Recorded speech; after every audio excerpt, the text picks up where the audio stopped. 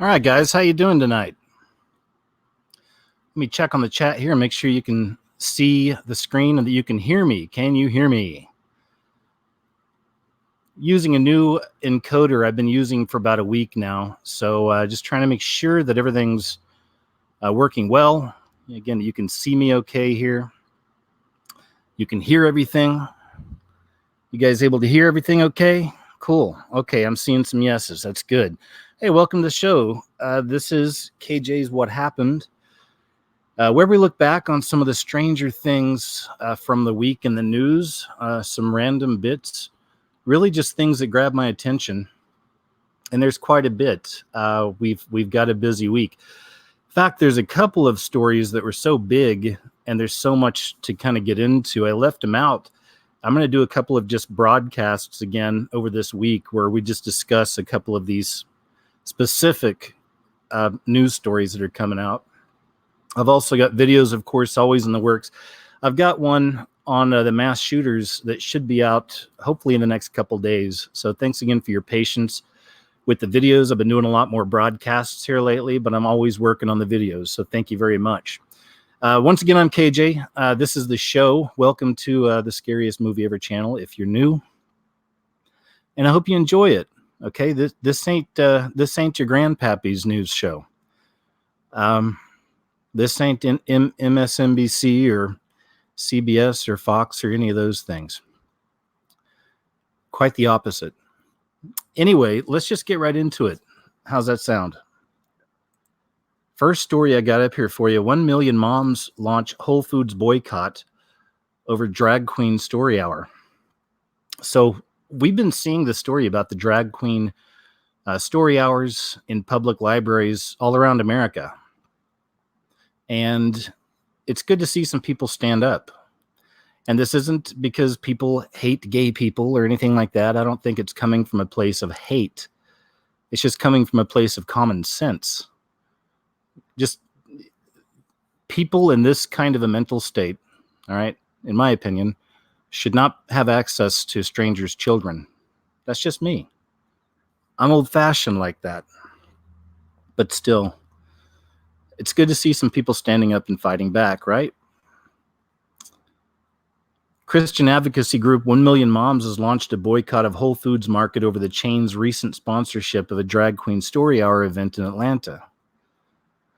In its campaign introduced last week, 1 Million Moms, a division of American Family Association, said Amazon-owned Whole Foods was a retailer that once promoted organics and clean food, but now is exploiting America's children to be groomed by drag queens. Whole Foods was a primary sponsor of the Drag Queen Story Hour in Atlanta, an event that had been endorsed by the city's mayor, Keisha Lance Bottoms. NBA's Atlanta Hawks and NFL's Atlanta Falcons also sponsored the event. Whoa, I didn't know that. In April, Bottoms tweeted an invitation to drag queen Miss Terracotta Sugarbaker and all of our LGBT friends to go to Atlanta for a drag queen story hour event. The invitation was extended after an Alpharetta Library branch pulled its drag queen event. There's the, there you go. There's that. There's that. Drag queen story hour events are targeted to young children, and parents continue to take them to the story hours despite significant controversy and concerns that their purpose is not entertainment, but the manipulation of young children into accepting gender ideology. One drag queen made headlines last fall when he admitted the events are not just about, quote, entertainment. Dylan Pontiff, a gay man who uses the name Santana Pillar Andrews, when dressed in drag, helped organize a story hour for Louisiana preschoolers. He said the event's purpose is the grooming of the next generation. Wow, well, there you go. You don't have to read between the lines on that one. Pontiff told the Lafayette City Parish Council, "I am not there to push any kind of agenda." He continued, however, "I'm here to let you know that this event is something that's going to be very beautiful, and for the children and the people that support it are going to realize that this is going to be the grooming of the next generation. We are trying to groom the next generation to not see the way that they just did." Okay, we get it. We understand, right? I got it. It's gross. It's gross stuff, but it's being pushed as mainstream. We're seeing it all the time in everything. Of course, all entertainment. LGBTQ is represented in 80-90% of our entertainment these days, but in reality, it's less than 2, maybe 3% of the population. So it's an agenda. It's the narrative. Scientists announced they can manipulate brain cells with smartphone-controlled implant. Research has determined that smartphone notifications can make brains go, quote, completely haywire. It's also already proven that exposure to all sources of cell phone and wireless Wi-Fi radiation can disrupt the blood-brain barrier, which can cause it to leak. This can also kill brain cells. Research also indicates it can cause irreversible damage on brains, and kids are more affected. Research, they keep saying research. I'd like to know where the research is, though, honestly, but still, research has also determined that it can reduce impulse control, which can lead to violence and homicide. So can it really be a big surprise to these scientists that a wireless implant controlled by a smartphone can manipulate brain cells? It's bad enough that they have already been testing these on defenseless mice. Have they considered any or all of the risks associated with implanting these in people, including the potential for hacking these implants? A team of scientists in Korea and the United States have invented a device that can control neural circuits using a tiny brain implant controlled by a smartphone. Researchers publishing in Nature Biomedical Engineering believe the device can speed up efforts to uncover brain diseases such as Parkinson's, Alzheimer's, addiction, depression, and pain. The device, using Lego-like replaceable drug cartridges and powerful Bluetooth low energy, can target specific neurons of interest using drug and light for prolonged periods. The wireless neural device enables chronic chemical and optical neuromodulation that has never been achieved before, said lead author Raza Quasi. It's a cool name. Raza Quasi. I like that. Kind of rolls off the tongue, doesn't it? Raza Quasi. What's your name? I'm Raza Quasi. A researcher with the Korea Advanced Institute of Science and Technology and University of Colorado Boulder, Mr. Raza Quasi. I like that.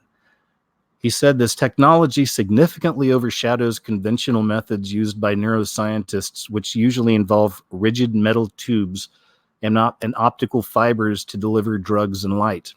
Apart from limiting the subject's movement due to the physical connections with bulky equipment, their relatively rigid structure causes lesion in soft brain tissue over time, therefore making them not suitable for long-term implantation. Though some efforts have been put to partly mitigate adverse tissue response by incorporating soft probes and wireless platforms, the previous solutions were limited by their inability to deliver drugs for long periods of time, as well as their bulky and complex control setups. All right. Anyway, that's in the works. There you go. How do you like that? Does it sound like fun? Scientists announced they can manipulate brain cells with smartphone-controlled implant. We already know what's coming. We're seeing this all the time. News on these subjects, even Neuralink from Elon Musk. I covered that in a video recently as well. I think others have too. But more and more we're seeing this technology for Mark of the Beast. And, a lot of people, well, some will argue that Mark of the Beast is more like a place, or an idea, like a metaphor. And I think it could be a mix of them all, but there's no denying that in this reality, there are forces with lots of money, and they are putting that money into stuff like this, transhumanism, connecting humans to machines, a lot of things with the brain and mind control. So there's that. I ain't putting one in my head. I'll tell you that right now. This is, I guess, kind of an early doom break. Usually I'll try to save the doom breaks for later when I can. But then again, when we do these stories, it's a bit of a gamble, isn't it? We're just kind of rolling the dice and seeing which tab we land on. So we landed on this one. I thought this was kind of cute. I don't really know much about these animals. Have you heard of these things? A capybara? So the question is, what is it about capybaras, I think I said that right, that attracts groups of small animals to them? It's not just mammals either. It's birds and turtles and frogs too. So there's the first picture of a capybara. Am I saying that right? Capybara. Monkeys. And look at that, man. The turtles. I mean, did that just happen organically? If it did, that's really cool. I mean, somebody obviously could have placed the turtles there, but I don't know. I'd like to think that happened organically. Like this capybara, these things maybe put off such cool energy or good energy that other animals just like want to be around them, touching them, you know, taking it in. There you go. There's some birds and some turtles. Look at that, man. They're all over him or her, whatever it is. I think it's a her. It's got huge nipples, so I'm guessing it's a her. But it's a cute animal. It looks like a big guinea pig, doesn't it? Look at that. That is crazy. I mean, is that real? Wow. Is this really happening? Look how cute that capybara is, though. Anyway, there you go. A little bit of a doom break. Here, let's jump over here. Here we go. Well, here's some nightmare fuel for you. Here, we'll watch this one. Let me open this up a bit. Check this out. Let's close that.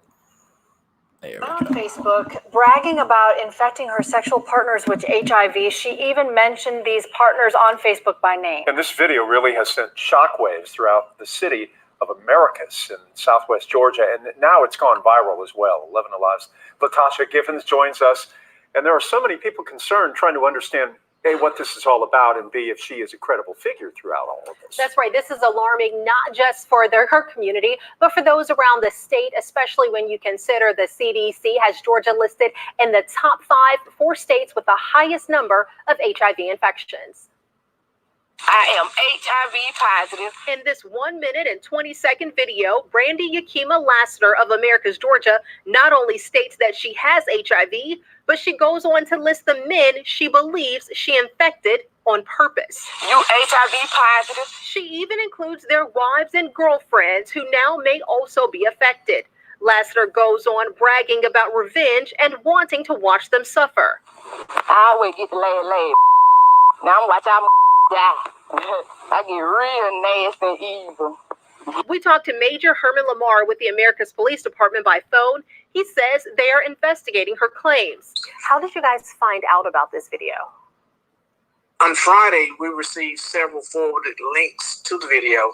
The original Facebook post on her page has been taken down, but the viral video still lives on YouTube. At least one person named in the video has taken action against Lassiter. One of those individuals named in the video contacted the Americus Police Department and filed a complaint of harassing communications against Ms. Lassiter, and the investigation began at that point. Major Lamar says part of the investigation will be to determine if Lassiter does in fact have HIV.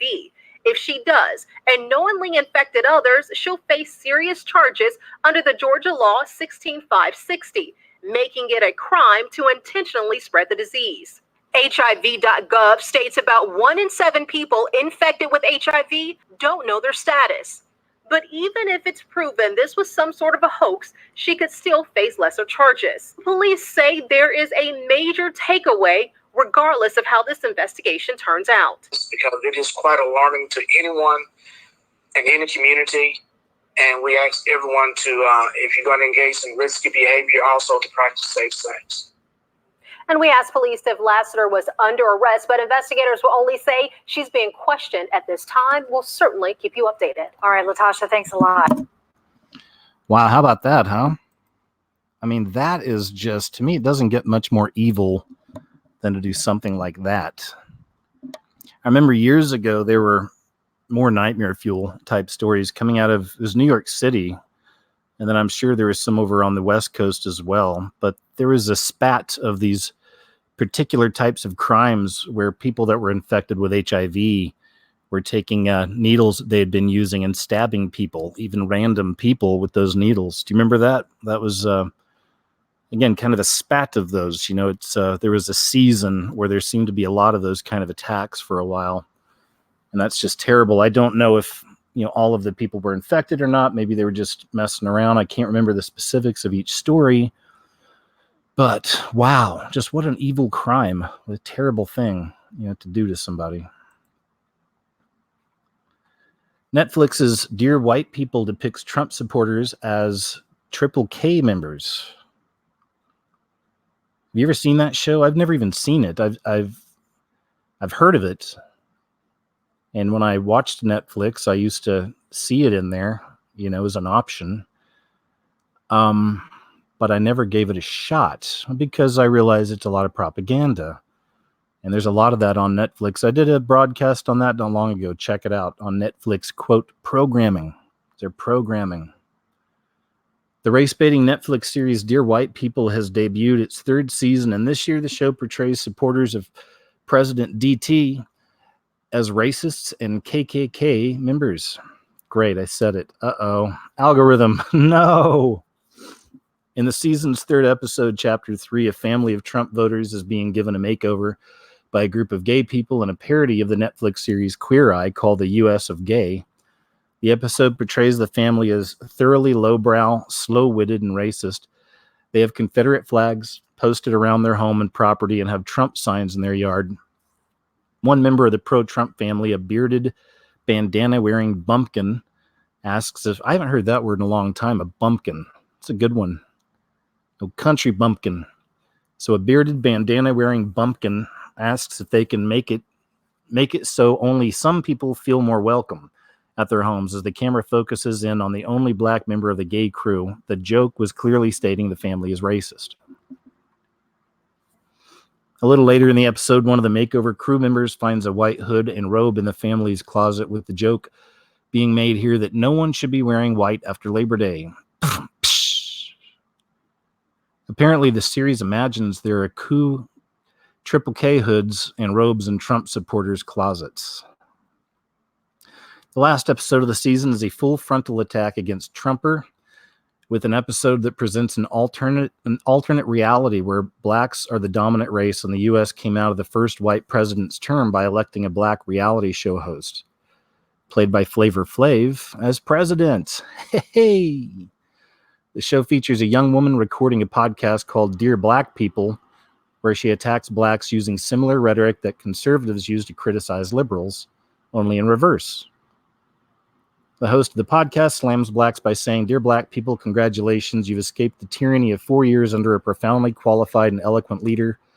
Hope it's worth ruining what's left of democracy by putting a reality star in the Black House." Hey, I get it. I got it. Just more propaganda, man. More of this, this, I need to...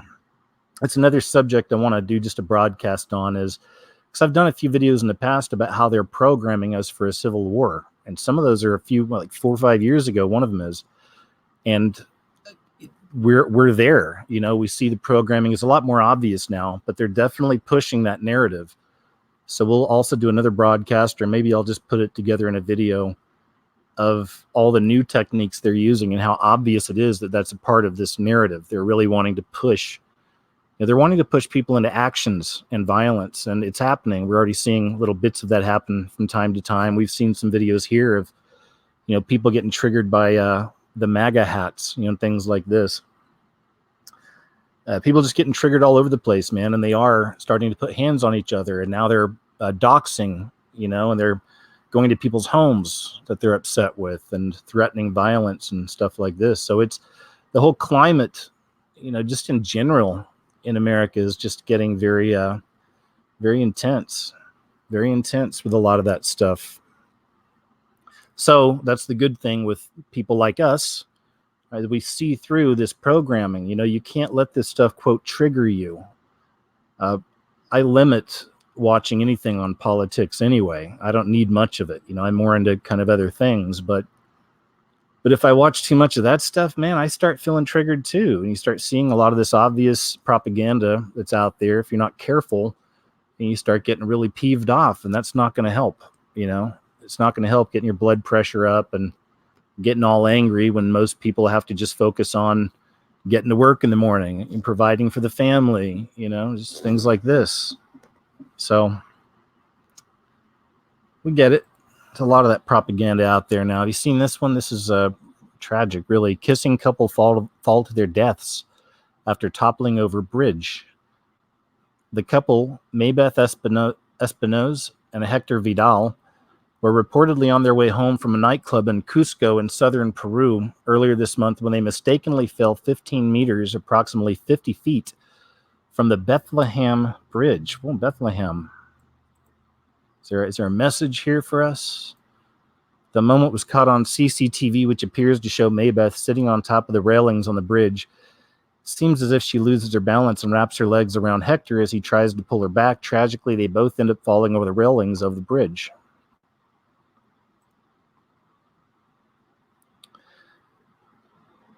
All right, it's not.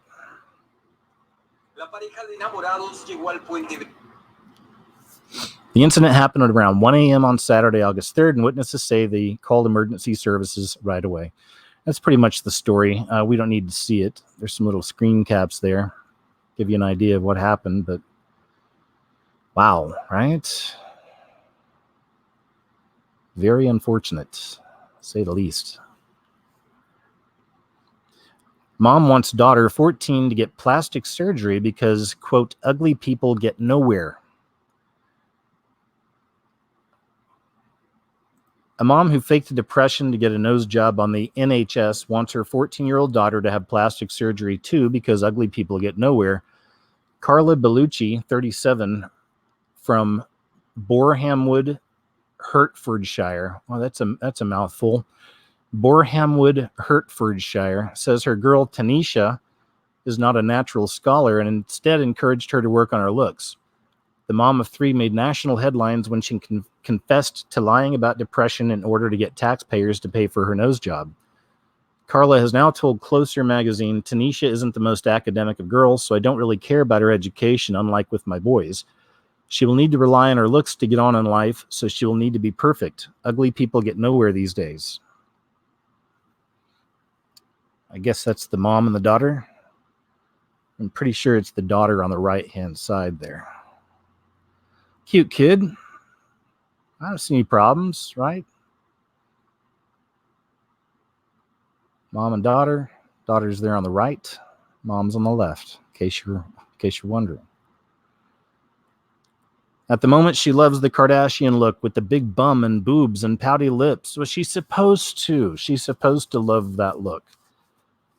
These kids have been conditioned for a whole generation now, right? No, not generation. Sorry, decade. Almost a decade now with this stuff. At the moment, she loves the Kardashian look with a big bum and boobs and pouty lips. She's going to get fillers when she's 16. Oh my gosh, Mom, really? Mom says she fully supports it too. She's encouraging her girl to get boob implants and teeth veneers as well. Carla would also back her girl if she wanted to have a Brazilian bum lift, a risky operation which claims the lives of 1 in 3,000 patients. Wow, man, that is tragic. I mean, that's Darwin Award type territory there. Is it really worth the risk to get a Brazilian bum lift? I did a video, man, years ago. It's over on my KJ Osborne. I need to maybe redo it because there's plenty of new content I can put in, but it's called The Occult Beginnings of Butt Worship. And there is an occult beginning of all this stuff, this butt worship thing that's happening. You've probably seen pictures of it. You've seen pictures of witches kissing the devil's butthole. Maybe you've seen those before. You can look that up. I don't know if you want to use those exact words. Maybe you can use arse or something like that, but witches kissing devil's arse or whatever. But you'll see old pictures, and then you'll get into a lot of old information on this stuff too. It's interesting where that comes from. Because it's one of the filthiest things, of course, is the original idea. It's one of the filthiest things you can do, or put your lips on as somebody's bunghole. But now it's kind of considered like a mainstream idea, I guess it seems. So there we go. Whoa, that scared me. I guess that's the daughter after one of the operations. Is that the daughter or is that the mom? Oh, that's the mom. Okay. I guess that's the mom. That's the nose. That's the nose thing she lied about, I guess. That's that. Scared me a little bit there. All right, we get it. Sexy poses. Okay, all right. Where's the story? All right. I think that's pretty much it. Most of this mirror in some of these sites, it's a lot of clickbaity mainly because they'll put in lots of pictures of sexy women in sexy poses. Facebook receives patent for shadow banning tech. Now this should be on everybody's radar. Despite its frequent denials that it practices shadow banning, the covert censorship of content without notifying the censored, Facebook applied for and received a U.S. patent for shadow banning technology last month, according to a report in the New American. According to the report, Facebook received a patent for technology that would limit the reach of blocked content while continuing to display the blocked content to the commenting users, such that the commenting user is not made aware that his or her comment was blocked. We've all seen that. They're doing that on YouTube now, aren't they?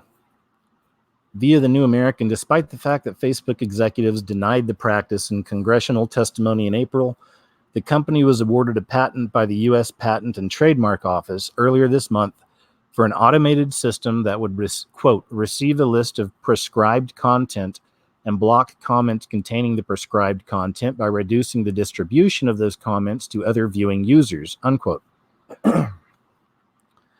While continuing to, quote, display the blocked content to the commenting users such that the commenting user is not made aware that his or her comment was blocked, unquote.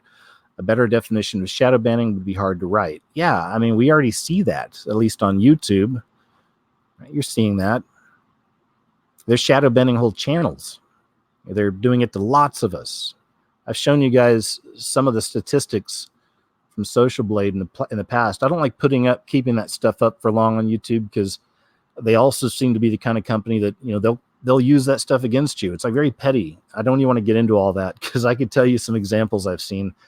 But, you know, some of these people can be kind of tit for tat. You know, it's kind of creepy. So, but I've shown you some of that. So they're definitely shadow banning my channel. They hide me in the search engine. They don't put my videos up the way they used to in the searches. And, you know, the views, the subscribers I'm bleeding, they take views. They just push your content down. It doesn't get out there as much. And they don't even give us an honest or accurate view or a count of our views and our subs and everything, man. So we know this. I know it's old story. We get it, broken record, but you know, bears repeating because it's important and it is happening to a lot of us here on YouTube now, and just in other social media areas as well. Obviously, we see this here from Facebook. Multiple Silicon Valley companies have denied shadow banning before Congress, even after being exposed for it. Even left-wing news outlet Vice admitted that Twitter engages in the practice against conservatives, despite Twitter's repeated claims to the contrary. Facebook, meanwhile, was recently outed by Project Veritas for using a deboosting code against unwanted content, including content from conservative users. The fact that a company patents technology does not necessarily mean they're going to develop it. All right. Silicon Valley giants have a habit of patenting almost anything they can think of. On the other hand, previous leaks suggest Facebook has already developed and deployed shadow banning technology anyway. Of course. Yep. And another little bit of a, let me see if I can pause that. Pause it. All right. Here's another bit of a doom break. I have a few doom breaks tonight, and this one's pretty fun. It's short and sweet. You don't even need any audio. We can just kind of watch it. Any of you guys play soccer? I used to when I was a kid. So anyway, there you go. Game over, right? Wait. Yes. That is amazing. Do it one more time. Can you imagine me, that goalie? I love the shift of emotions. Dude in the blue bummed, guy in the red celebrating, guy in the blue destroyed, guy looks up. Red destroyed, blue jubilant. Awesome. All right, there you go. I just wanted to share that. I thought that was pretty cool. I think there's one more. Oh, yeah. Okay. Here's another bit of a doom break for us this evening. This is all on Imgur, imgur.com. This is a really fun website. You know, you can get on here and Just click next post. You never really know what you're going to get. And it is just, you'll find yourself in here sometimes for hours just going through and finding stuff. So it's a pretty fun website. Nice break. Nice to get away from all the doom and destruction taking place in our world right now.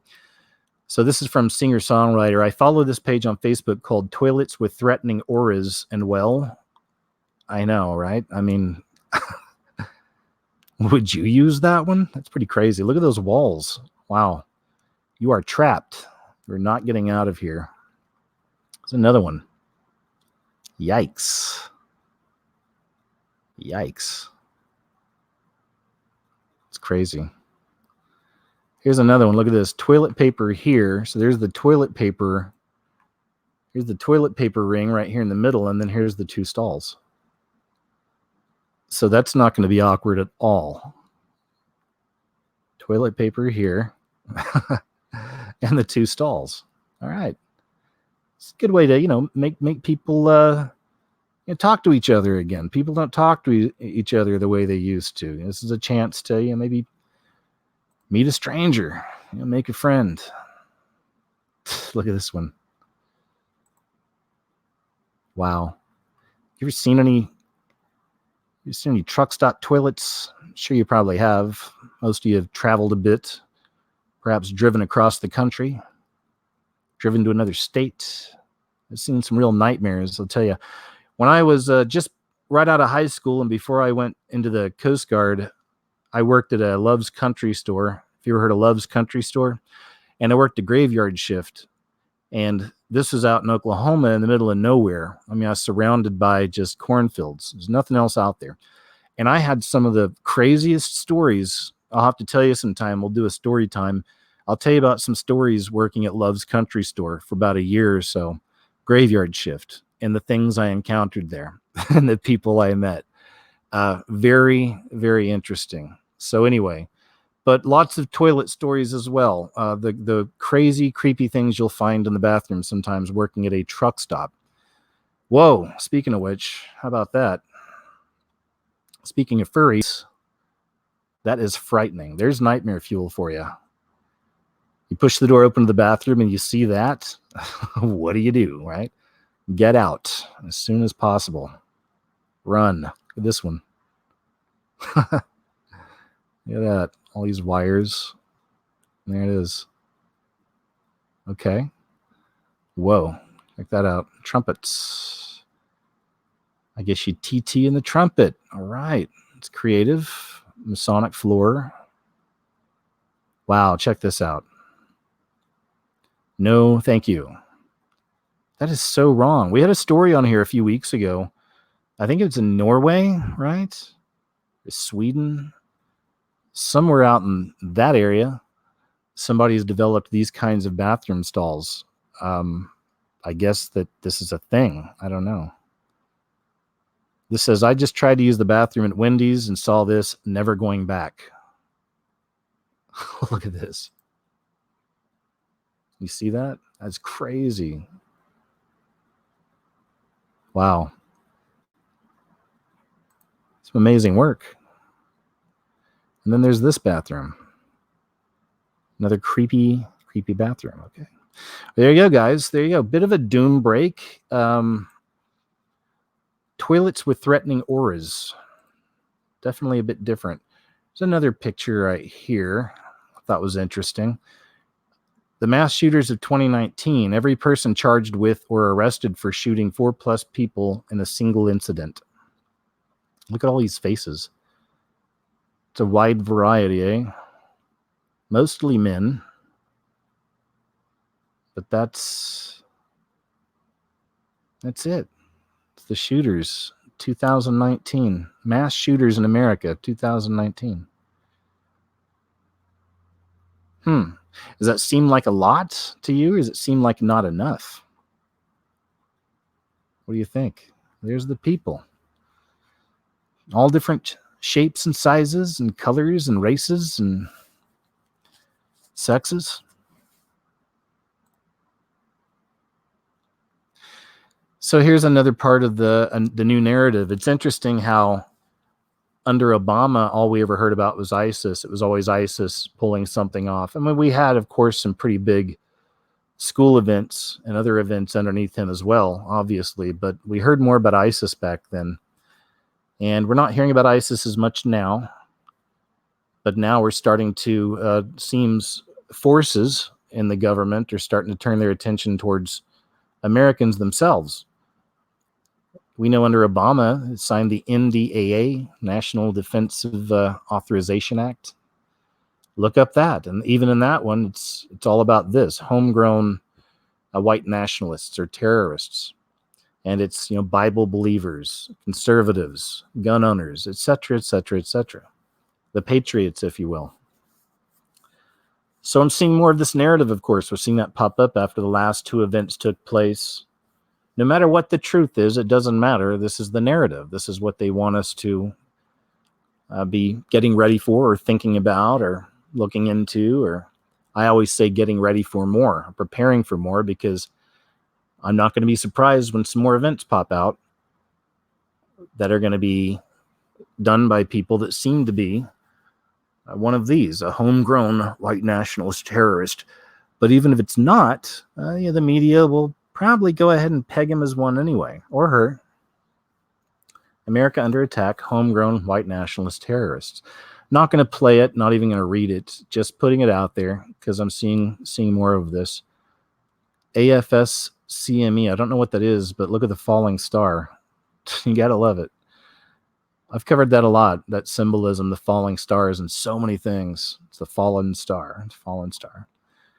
Once again, all part of the beast system, right?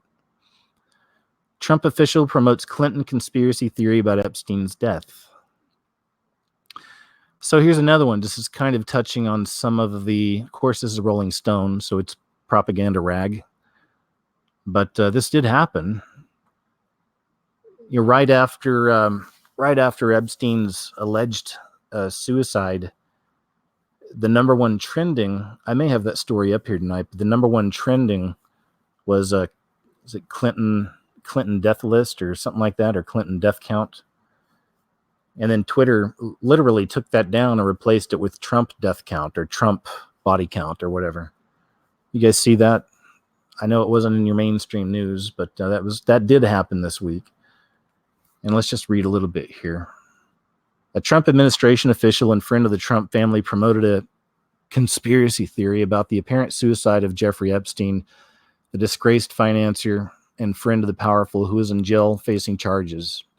Lynn Patton, who works at the DOH and Urban Development, posted a screenshot of a news story about Epstein's reported suicide, and the caption Patton wrote, Hillaried. Yeah, so there you go. So a lot of people were talking about this. Let's see.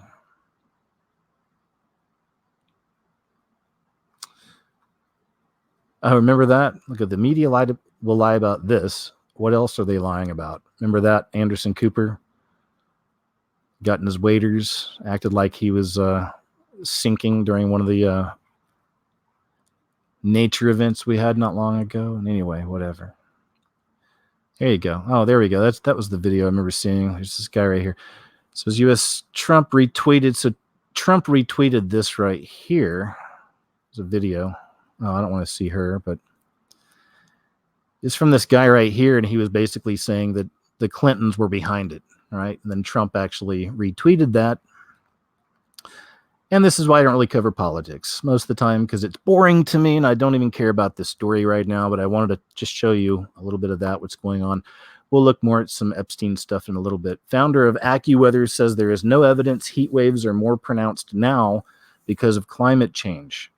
And we keep getting this climate change, right?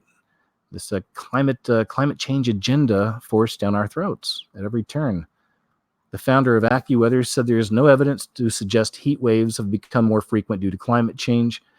Dr. Joel Myers, who is CEO of the weather forecast website, poured cold water on the commonly held belief that hot weather is becoming more extreme due to climate change, considering the number that have happened in recent years. In an article on the website, he wrote, New York City has not had a daily high temperature above 100 degrees since 2012, and it's had only 5 such days since 2002. However, in a previous 18-year span from 1984 through 2001, New York City had 9 days at 100 degrees or higher. When the power went out in New York City earlier this month, the temperature didn't even get to 100 degrees. It was 95, which is not extreme. For comparison, there are 12 days at 95 degrees or higher in 1999 alone. He drew attention to some articles which chastened the military for failing, the media for failing to alert the public more of the dangers associated with heat waves, including health risks, as temperatures climb to dangerous levels. All right, I got enough of that. We're good. But climate change, Agenda 2030. So here's something I know that, I just saw on the news earlier, they were saying that there's only 5 weeks left in the summer. That's crazy. I can't believe how fast the summer's gone by. That means we're quickly going to be getting into the holiday season. I always include kind of Halloween in there and Thanksgiving, Christmas, of course, all that, right? Just kind of that whole 3 months or so, because you're shopping during Halloween anyway to get ready for all the other things, and just kind of a feeling in the air, right? I guess a holiday season.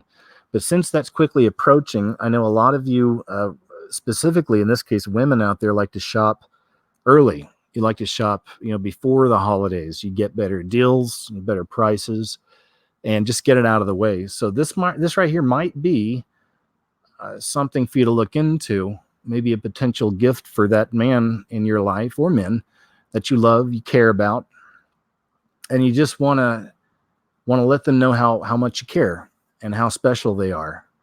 Men can now buy clear plastic shorts, and they're bound to make people blush. There they are.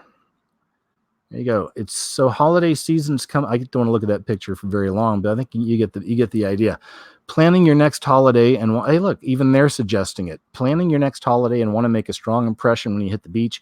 Well, fellas, we have just the thing for you if you want something a little different from your usual swimming trunks. Transparent waterproof beach shorts. Yes, they really exist, and they can be yours for $26.99. The clear plastic clothing trend has been seen in women's wear for a while. Clear plastic skirts being sold on Pretty Little Thing. But now it seems the bizarre craze has entered the world of menswear as well, because yes, they want to sissify us all. To by extension, pussify us all, if you will. I get it. Made by Maverick Swimwear, the shorts are mostly see-through, but with neon lime green lining and a lime green drawstring. The company's website says the next generation of transparent beach shorts is here. Berlin waterproof transparent shorts lime leave it totally up to you if you want to wear a colorful statement Speedo underneath, or just go bare for fun. For fun. You can go bare for fun. The polyester shorts come with neon lining that makes you pop out of the crowds. All right. There you go. All right. There you go, guys. Ladies. Holiday season approaching. And you just want to show him how much he means to you. How much you care and what a great guy he is. Get him some of them shorts. All right. I'm done with this one. How about you guys? But again, just another part of that agenda. We see that in this new world order, they want men to be women and women to be men. This is even in a bigger picture, a Baphomet agenda, the trans agenda. And by that, even the bigger picture from there to me is just destruction of God's beautiful creations. Vegans excited by Burger King's Bleeding Impossible Whopper should read the small print. So I'll tell you what, today I went to a Burger King fairly close to my place to get one of these, and I had an Impossible Whopper with just mayonnaise and pickles, nothing else on there. And I've talked about this, all the diet stuff in the past. I had a heart attack a year ago now. At first I was keto. It was bad for being keto is bad for the heart, though. I switched to vegan, which is what I'm still doing. And lost tons of weight I didn't even know I needed to lose. Like, I'm in the best shape I've been in forever, and it's all from going primarily vegetarian, but I eat chicken, from time to time too, and some fish. But enough about me and my diet. So I went and got one of these Impossible Whoppers. I loved it. Now again, it's, hey, this may be one of the most controversial subjects I've ever spoken of on the Scariest Movie Ever channel. Because some people are going to get really upset by this. But really, I thought it was fantastic. I'm a big fan of the Impossible Whopper. I'm just throwing that out there. I'm not being sponsored by Burger King, by the way, or by the Impossible Meat Company or Fake Meat Company. But I enjoyed it. If something sounds too good to be true, then normally it means it is. Sadly, for strict vegetarians and vegans, Burger King's Impossible Whopper seems to fall into this category. The new menu item was touted as a tasty alternative to meat, and while it's not been officially billed as a vegetarian burger, it's advertised as being 0% beef and made from plants, with its main ingredients comprised of soy and potato proteins. See, I just read this. I didn't know there was a bunch of soy in there. That kind of bums me out. I don't eat soy. For obvious reasons. I don't know if you guys knew this or not. Soy has effects on men. Too much soy. This is why there's a term called soy boys. The soy boys. And a lot of these are very effeminate type individuals. Triggered easily. Think kind of like a Woody Allen-ish type character. That's how I always think of kind of a Woody Allen-y kind of a, little, one of those. They get scared real easy. Anyway, not much to this story. Just wanted to talk about the Impossible there for a second. Apparently, they're saying it's not 100% because the fine print says flame grilled in the same broiler used for beef and chicken. So I guess that has a lot of people very upset. Me, I don't care. I liked it. I liked the Burger King Impossible Whopper. There you go. Just throwing it out there. Woman catches terrifying creature emerging from bottom of lake with her bare hands. Hannah Behrens from Alabama caught the fish with her arm in what she describes as the southern fishing technique of noodling.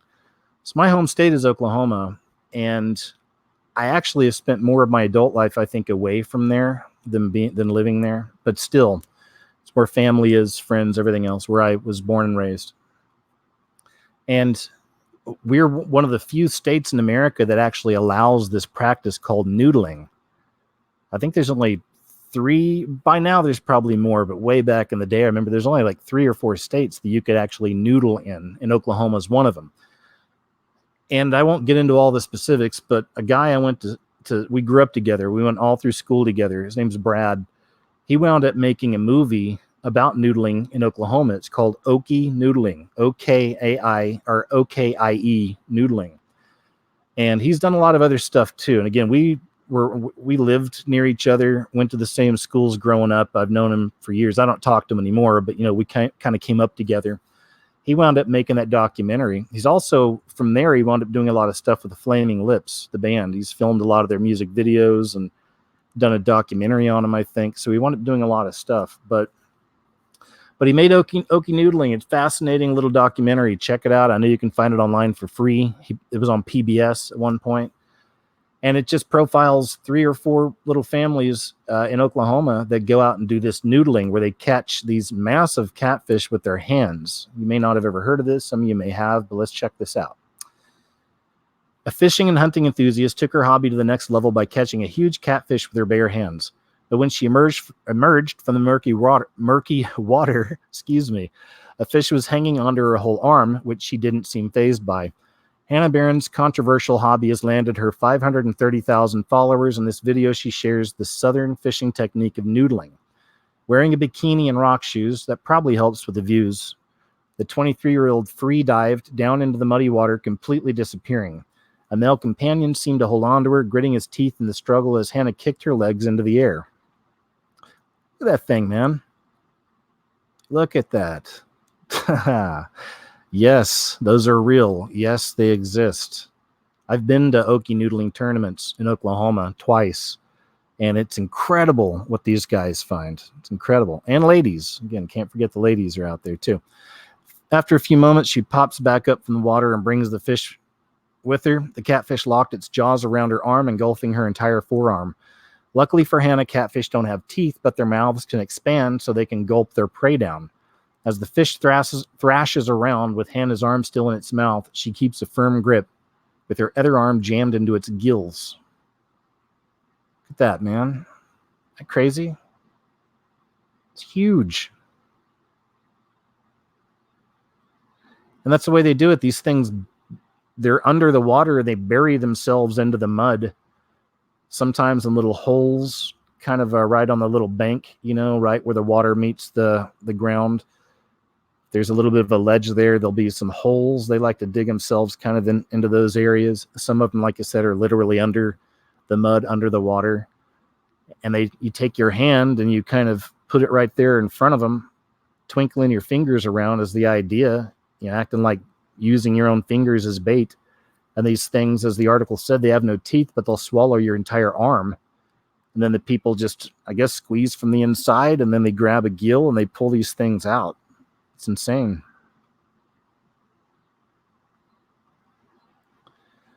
There you go. All right. The rest of it's just pictures of her. Again, it's the clickbaity. They got to show you lots of pictures of her. But interesting stuff. Would you ever do that? Would you ever try noodling? Noodling. Noodling.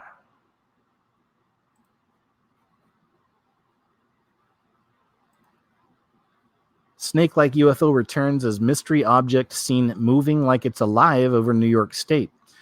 Another one where I need to... I've got a broadcast I'm going to do. I'm not sure what I'm going to call it yet, but it's some of the best footage I've seen of what I think are the interdimensional being type UFOs, right? Or even the fallen ones. Some fantastic footage has popped up over the last week. 3 different places too. 3 different types of these entities, in different places. So I may just do a broadcast and show you those, and may also bring in some of the sky serpents. I mean, you guys know, like every week it seems there's a new story about the sky serpent or the snake-like UFO, and I've done videos in the past on sky serpents. These are a thing. And I'm not saying all of these are the actual mythological, sky serpents, but some of them could be, I mean, we're seeing a return of these things. Anyway, let's see what this looks like. If it plays.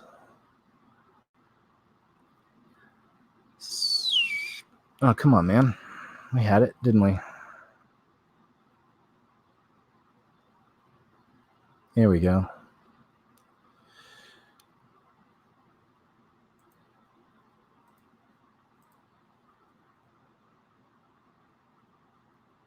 Yeah, I did a video from, I think, 2014 called Sky Serpents Are Real, but what exactly are they? And even back then, I had lots of footage of what people are calling these sky serpents that they're seeing floating around.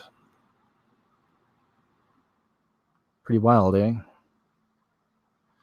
Let's read what it says. Conspiracy world was rocked last month after videos of cylindrical objects in the skies over the U.S. emerged. And like I said, there have been a bunch of these. It appeared the sightings had dried up, though, with the last clip emerging on July 13th. But now a resident in Clayville, New York, U.S. believes they may have filmed one on camera. The footage posted to YouTube by Beaming's Investigations shows a black cylindrical object hovering in the sky on August 6th. It seems to turn on the spot before its body scrunches up. The British Earth and Aerial Mysteries Society quoted the witness as saying it was a, quote, gigantic snake UFO that moved, quote, like it was alive. Guys, there's etchings on caves and all kinds of artwork from many, many years ago that show these things in the sky, these flying serpents. Writing on their site, they said, look closely on a tablet, a laptop, or PC monitor, and you will see that this unidentified is comprised of segments or spheres, an intriguing articulated body. As the photo camera struggles to focus, it is patently obvious that the object in question is at a high altitude, so just as the witness described, it must have been gigantic. There's another one, I think. Let's check it out.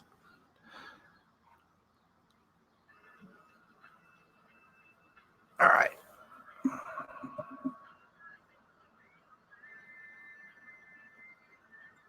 Oh, there you go. Looks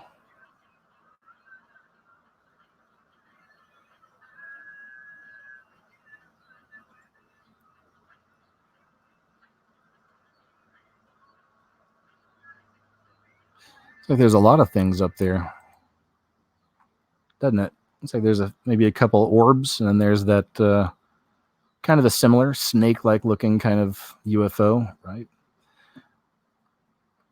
There you go. I think that's about all we're going to get out of that article, but I think it's interesting. Like I said, I don't know if these specifically are the ones in question, the real ones, the flying serpents, mythological flying serpents. There's a rich history of these things in different cultures as well. So that's always the angle I take and look at. And again, there could be the, every now and then something's just mistaken or you just don't know what it is. But yeah, maybe I'll put those in that video about the fallen ones, the fallen angels putting on these light shows, these amazing light shows. I've seen 3 great videos over the last week. So I'll probably just do a specific thing on that and we can all watch these together. And I'll see what I can get together of some of these flying serpents and try to make out which ones seem organic, like perhaps something real, and then those that aren't. See, this is a pretty wild one too. If you guys, you may have heard about this. China, I think, is where it's happened the most, but there have been 4 perhaps different sightings I can think of over the last 7 or 8 years where people claim to see these ghost cities appearing. You heard about this? Not all in China. Some were there. And one of them in China was it was debunked as well. It was one of the most famous ones in China. Was actually debunked later. But since then, there have been some legit, interesting footage of what appears to be ghost cities, cities in the clouds. So all kinds of stuff. Ghost city with moving wind turbine appears over lake in bizarre footage. It says a strange sight was captured on the Hongs Lake in China's Jiangsu this week. A video posted by People's Daily shows what seems to be a row of buildings hovering on the water's surface. Such incidents are often linked to the mirage known as Fata Morgana. The effect occurs when light rays penetrate air layers of a different density when then reflect to show an image of faraway objects. But the latest clip stands out from the rest given the moving wind turbine, with some viewers claiming it proves it can't be simply a mirage. More than 18,000 people have seen the clip since it was posted on YouTube on August 5th. No way is that a mirage. They don't have wind turbines, one wrote. Another commented, that stuff is really strange. All right, let's watch the video. Are you scared? Don't be. If it'll play. Okay, there we go. Wow. So none of that actually exists. That's what they're saying. All of that beyond the ships is a mirage.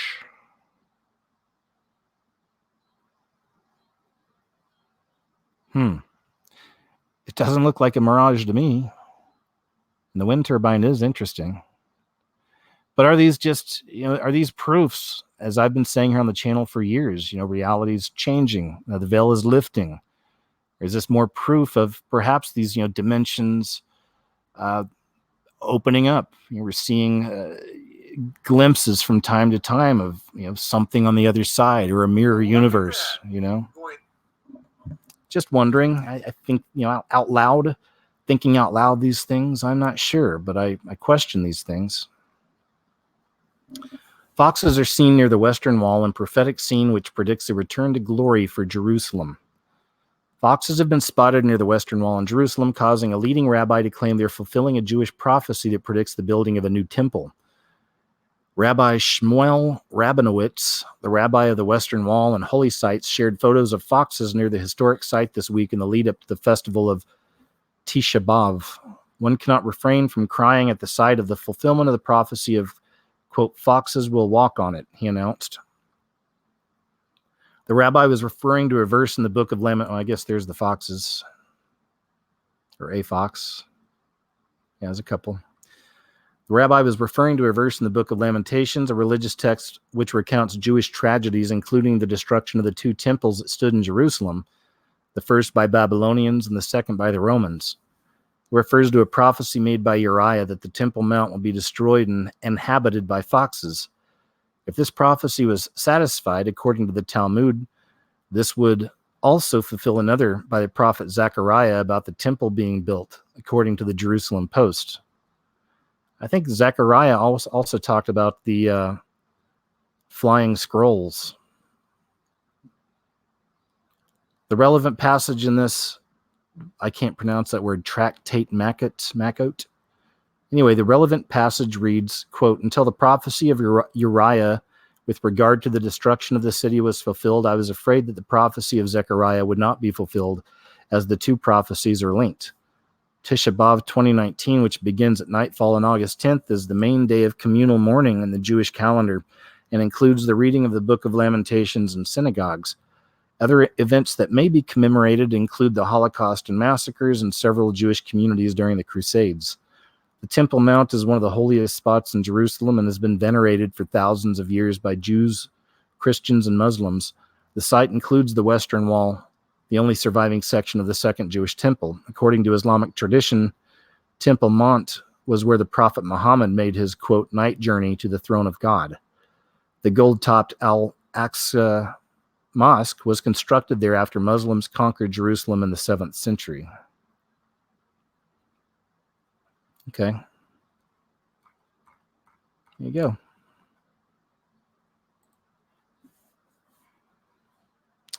All right, here's a bit of a news story. We're talking about this earlier, about there's this narrative, civil war. They're really pushing black versus white. Well, and really all races against each other. You know, also they're throwing in the Mexicans, of course, you know, or anybody from Central or South America, Hispanics versus white versus Hispanic, black versus Hispanic, whatever. This is what they want.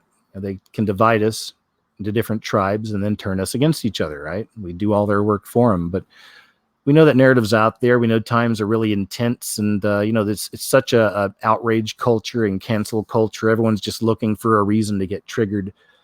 So considering those are the kind of times we're in, these guys definitely made a big, bad move, these police officers right here.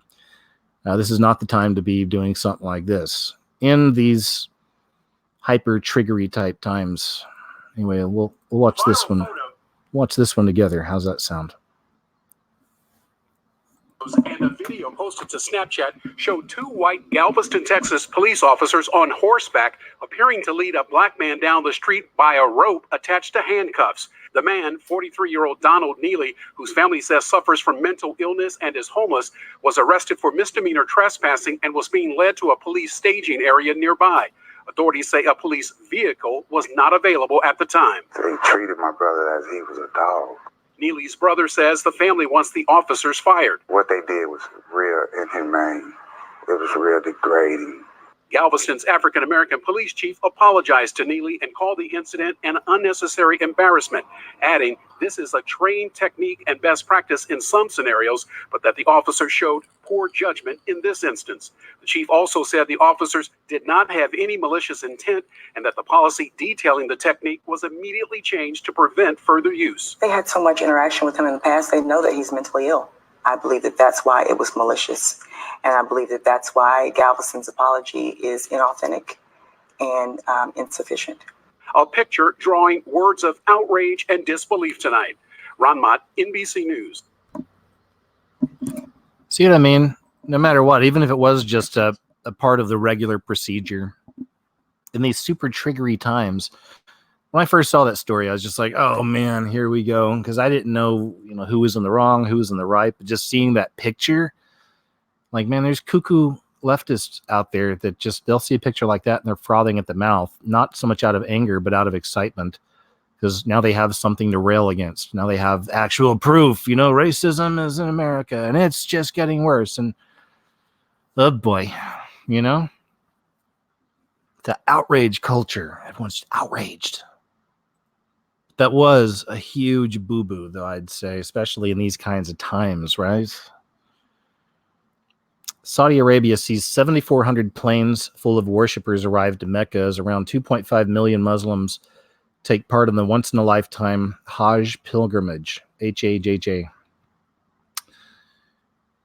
Almost 2.5 million Muslims are believed to have made the pilgrimage to Mecca, Saudi Arabia, to take part in a once-in-a-lifetime 5-day Hajj ceremony that began on Friday. Pilgrims gathered for the last major ritual of the annual Hajj pilgrimage today, as 2.5 million took part in the stoning of the devil, quote unquote, that in previous years led to deadly stampedes. Nice. Hey guys, it's just a religious gathering here. We're here to honor our God. Carrying pebbles in the scorching heat, worshippers made their way across Mina Valley near Mecca in western Saudi Arabia to symbolically, quote, humiliate the devil. With so many arriving to Saudi Arabia, Transport Minister Nabil El Amoud said transporting the pilgrims was a challenge. Humiliate the devil. But see, how could they humiliate the devil when... I'm watching this. Look at this. Isn't that interesting? It's interesting. All the people. So many. Look at that. Wow.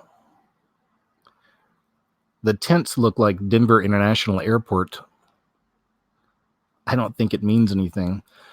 But you know, this right here. I'm into the symbols. And we know that the black cube is a very prominent and important symbol. And we see it in a lot of different ways. It comes in different forms. We see it in different places. Corporate logos, movies, TV shows. It's been here for a long time. Black cube represents Saturn as well. By extension, ultimately Satan, who also goes by many names, right? Many faces. A shapeshifter, if you will.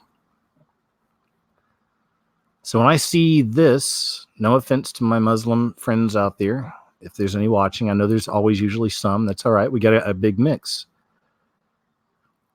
But it's no offense. But, you know, when I see this, it's just everybody, look at this. It's counterclockwise. And all that energy is going directly to the devil. Directly to the cube, to Saturn, to Satan. That's the way I see that. Now look, I'm a follower of Christ, but even Christianity was hijacked a long time ago. The whole idea of Christ and those who followed him, that whole idea was hijacked a long time ago. Now we have a religion, right? We have like the Christian religion. And there's not just one, there's like 30,000 examples of it in America alone. These different interpretations, and it's just a big divide among the people, right? So there's some wacky things with the Christian religion. There's some wacky things with every religion. That's why I believe in having your own relationship with your Heavenly Father. I believe you get it through accepting Christ's sacrifice and understanding what that means and being a follower of Christ, who was God in the flesh, following the very best example that ever was and ever will be. And you'll never get it perfect, but you try. But there's a lot to be said with all the religions. But here we have these people, so many people, feeding their energy into the cube, back into Saturn, back into Satan.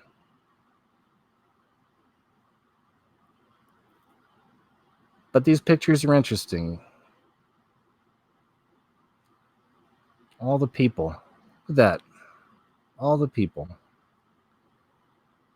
And it's food for Saturn, food for Satan. In a sense,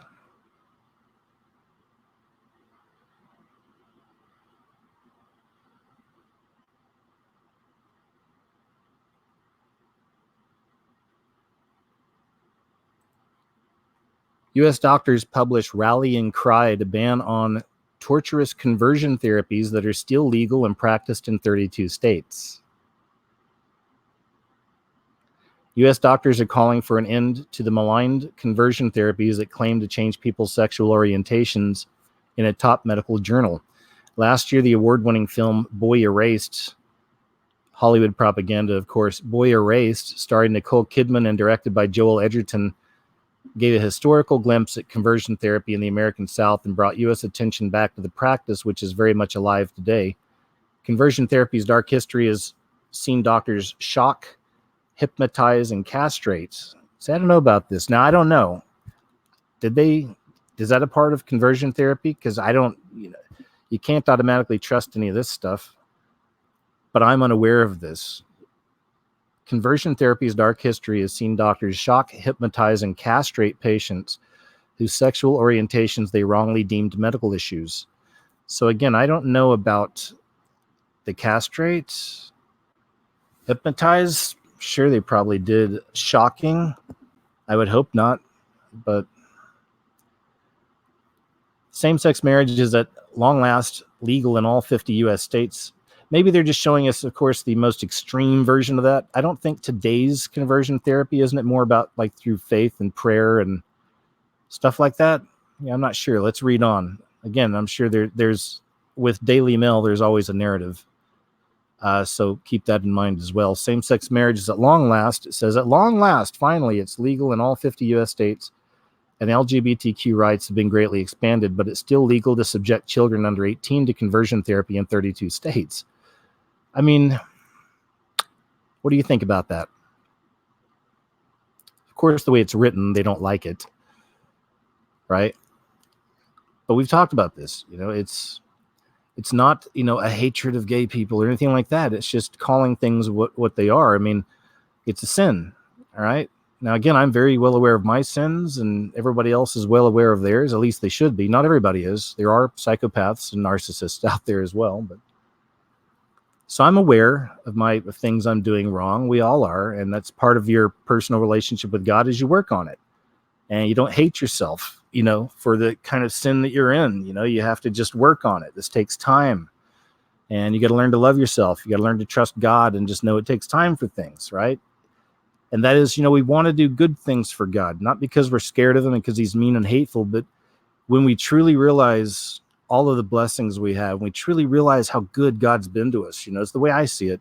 That's when you want to give up these things, because all sin leads to death.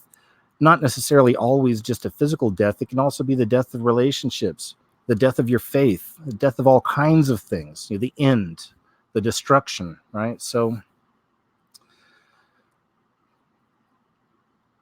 there's a narrative here. There's always the narrative.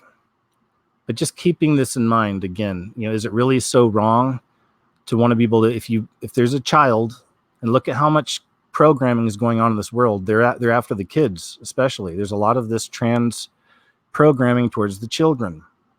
Even that statue of the Baphomet from the Satanic Temple, right? They got the two little kids there. I mean, they show you right there through the symbol what it's all about.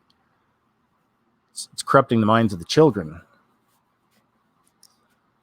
So if a child is engaged in a sin, maybe sinful thought, maybe they start thinking they're homosexual or whatever, right? I don't know how it works.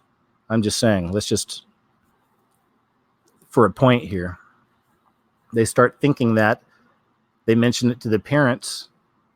Is it okay for the parents to, I'd say first discuss everything in detail with your child, love the child, be open, be honest, discuss everything, you're still going to love them no matter what, I guess whatever else, right? But I would hope you would do that.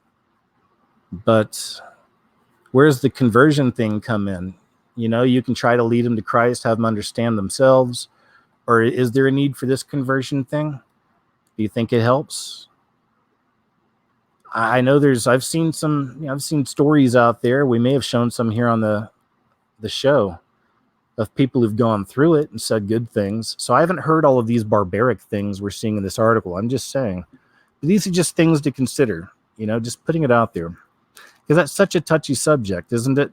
Because homosexuality, LGBTQ, all the rest, obviously we see that it's a big part of this New World Order. I always say, in a way, they're weaponizing it, right? And they're definitely going after the little ones, the young ones with this.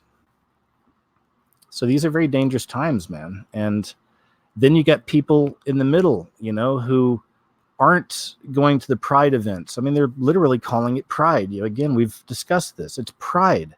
It's the sin. It's a sin of pride right there in your face. Right? So what about the people who are in the middle? They don't want to go to the extremes. They're just kind of, a lot of people are Christians. A lot of people, I have relatives, who are gay, still go to church and everything. They believe in God. They love Jesus, the whole bit, And I'm glad that hasn't stopped people I've known from going or still, trying to have a relationship with God. Again, I'm not huge into the organized religion bit, but still. So, how do you talk to those people? What do you say to them? I mean, you got to tell them the truth, I think. You got to tell them the truth. It is a sin. And, but then again, be well aware of your own sins and your own shortcomings. We all have our issues. Everybody does. So it's just, and everything go with love, go into that with love for the person. You want to explain this, and I don't know, I'm rambling. I'm just saying, I mean, I don't have kids. I don't know what that'd be like, but what would you do? Maybe some of you have had that talk with some of your kids. If a child started thinking maybe they were, or whatever, started asking a lot of questions about it, maybe, because how could they not? Again, it's in everything, man. Everything, cartoons, doesn't matter. It's in all this stuff, man. It's Disney movies now. I mean, it's more and more, right? It's coming out. So most of you probably already had that talk or will have that talk with your kids, I'm sure, at some point. Anyway, let's see what we got here.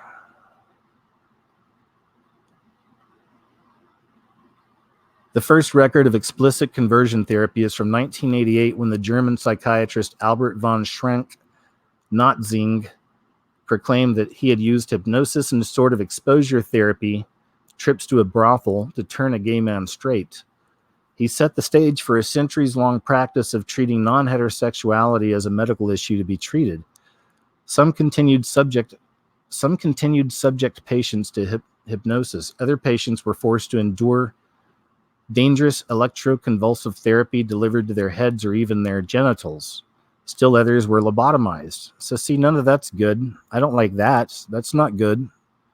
You don't need to do that. You don't need to shock the gay out of somebody, or, wow, shocking their nards too. That is so wrong. So wrong. Or just straight up lobotomized. Such blatantly physically torturous practices have largely fallen away. But deeply psychologically traumatizing conversion therapies are alive and well. One of the study's co-authors, Michael Ferguson, went through 7 such programs, most of which were affiliated with the Mormon church he'd grown up in. Ruh-roh. Okay, we might be getting into some weird stuff here. Let's see. He was forced to play out psychodramas of his past are meant to represent abandoning homosexuality and embracing hypermasculinity. In other portions of these programs, he was subjected to various exercises involving touch from other men. Paradoxically, these embraces were meant to rid him of attraction to men by putting him in the grips of other closeted gay men and demanding that both parties rid themselves of any sexual desires. I'm getting confused. After finally breaking free from the programs, Ferguson was able to come out as gay, but was left with emotional scars that to this day make physical touch traumatic to him. He was a plaintiff in a New Jersey court case that was one among many to see a judge decry conversion therapy as a fraudulent practice disenfranchising LGBTQ people and their families. Still, the Williams Institute at the University of California, LA, estimates that about 7% of lesbian, gay, or bisexual individuals have gone through conversion therapy. And it's probably underestimated because people might still feel shame for having gone through this experience. Lead editorial author and Boston Medical Center physician Carol Streed said, "My impression is that the amount of medically sanctioned therapies is falling out of favor, but that being said, it's still being practiced under the radar. We talk about the value of state bans to protect minors, but that doesn't protect adults who voluntarily do this or are conned into people's methods for trying to change their gender or sexual identity. In the remaining states that don't have bans, I am not optimistic, given the makeup of their legislatures, for a policy shift." Okay. All right. Well, I don't like the violent stuff. I don't think you can do that to somebody. Try to shock the gay out of them, shock them their nards. Not cool. Not cool. Keep your electricity away from a man's nards. Not good. And then lobotomy, of course. That's terrifying. So that's horrible. I don't know. Maybe your conversion therapy is still really crazy. I mean, not as crazy, but still, I don't know. Do you really have to go to those extremes? Maybe just through love and understanding and patience, maybe reading the word with your child, and helping them understand God better and the idea of sin and all this other thing. That could be, I think that would be the best approach. That'd be the best approach. Let's try to do it one-on-one, bring God into it, Keep it with you, God, and the child or the person or the adult. If you have a friend that's going through something, let's kind of keep it like that. NBC Universal Pictures still plans to release The Hunt, about, quote, liberal elites kidnapping, quote, deplorables from red states and killing them for sport despite backlash in the wake of mass shootings. NBC Universal is still planning to release the controversial movie The Hunt next month, despite a backlash over the film that depicts, quote, privileged vacationers hunting deplorables for sport. There are no plans to not release the movie, no plans to move the release, a studio source told Fox News. There have been widespread objections to the movie's plot, particularly in light of recent mass shootings, but NBC Universal executives who are aware of the sensitivities are not planning to take any action at the present time. And here's the thing. It's brought to you by the same people that made The Purge. I thought that was interesting. There you go. Get out in The Purge. The film's premise shows MAGA-type people kidnapped and hunted for sport by liberal elites. President D. Trump on Friday called Hollywood racist amid controversy over a film that shows, quote, deplorables being hunted.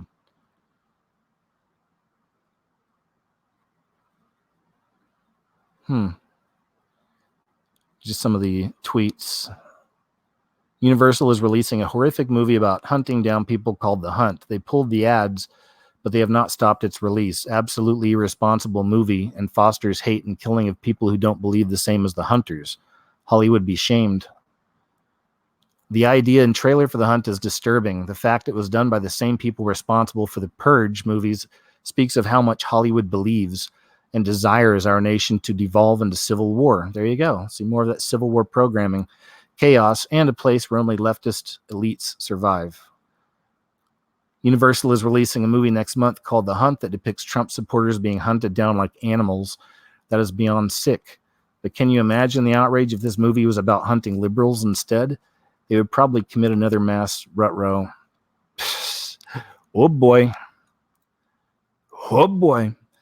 The Hunt is the most disgusting and terrifying thing I've ever heard. You yell about gun control and then release a movie about shooting people who are against your views. Open up your eyes, people. God help us all. Let me take a drink here real quick. Wow, we got an hour and 20 minutes. Still got plenty to go. Thanks for letting me take this short break here. Chubbs has been napping the whole time. That's been good. I got a new sponsor, by the way, too, guys. I haven't had a sponsor in over a year, and I really like it's Virtual Shield, and I was already using it, so it worked out good. So I got Virtual Shield. I've got a banner right up there you can see.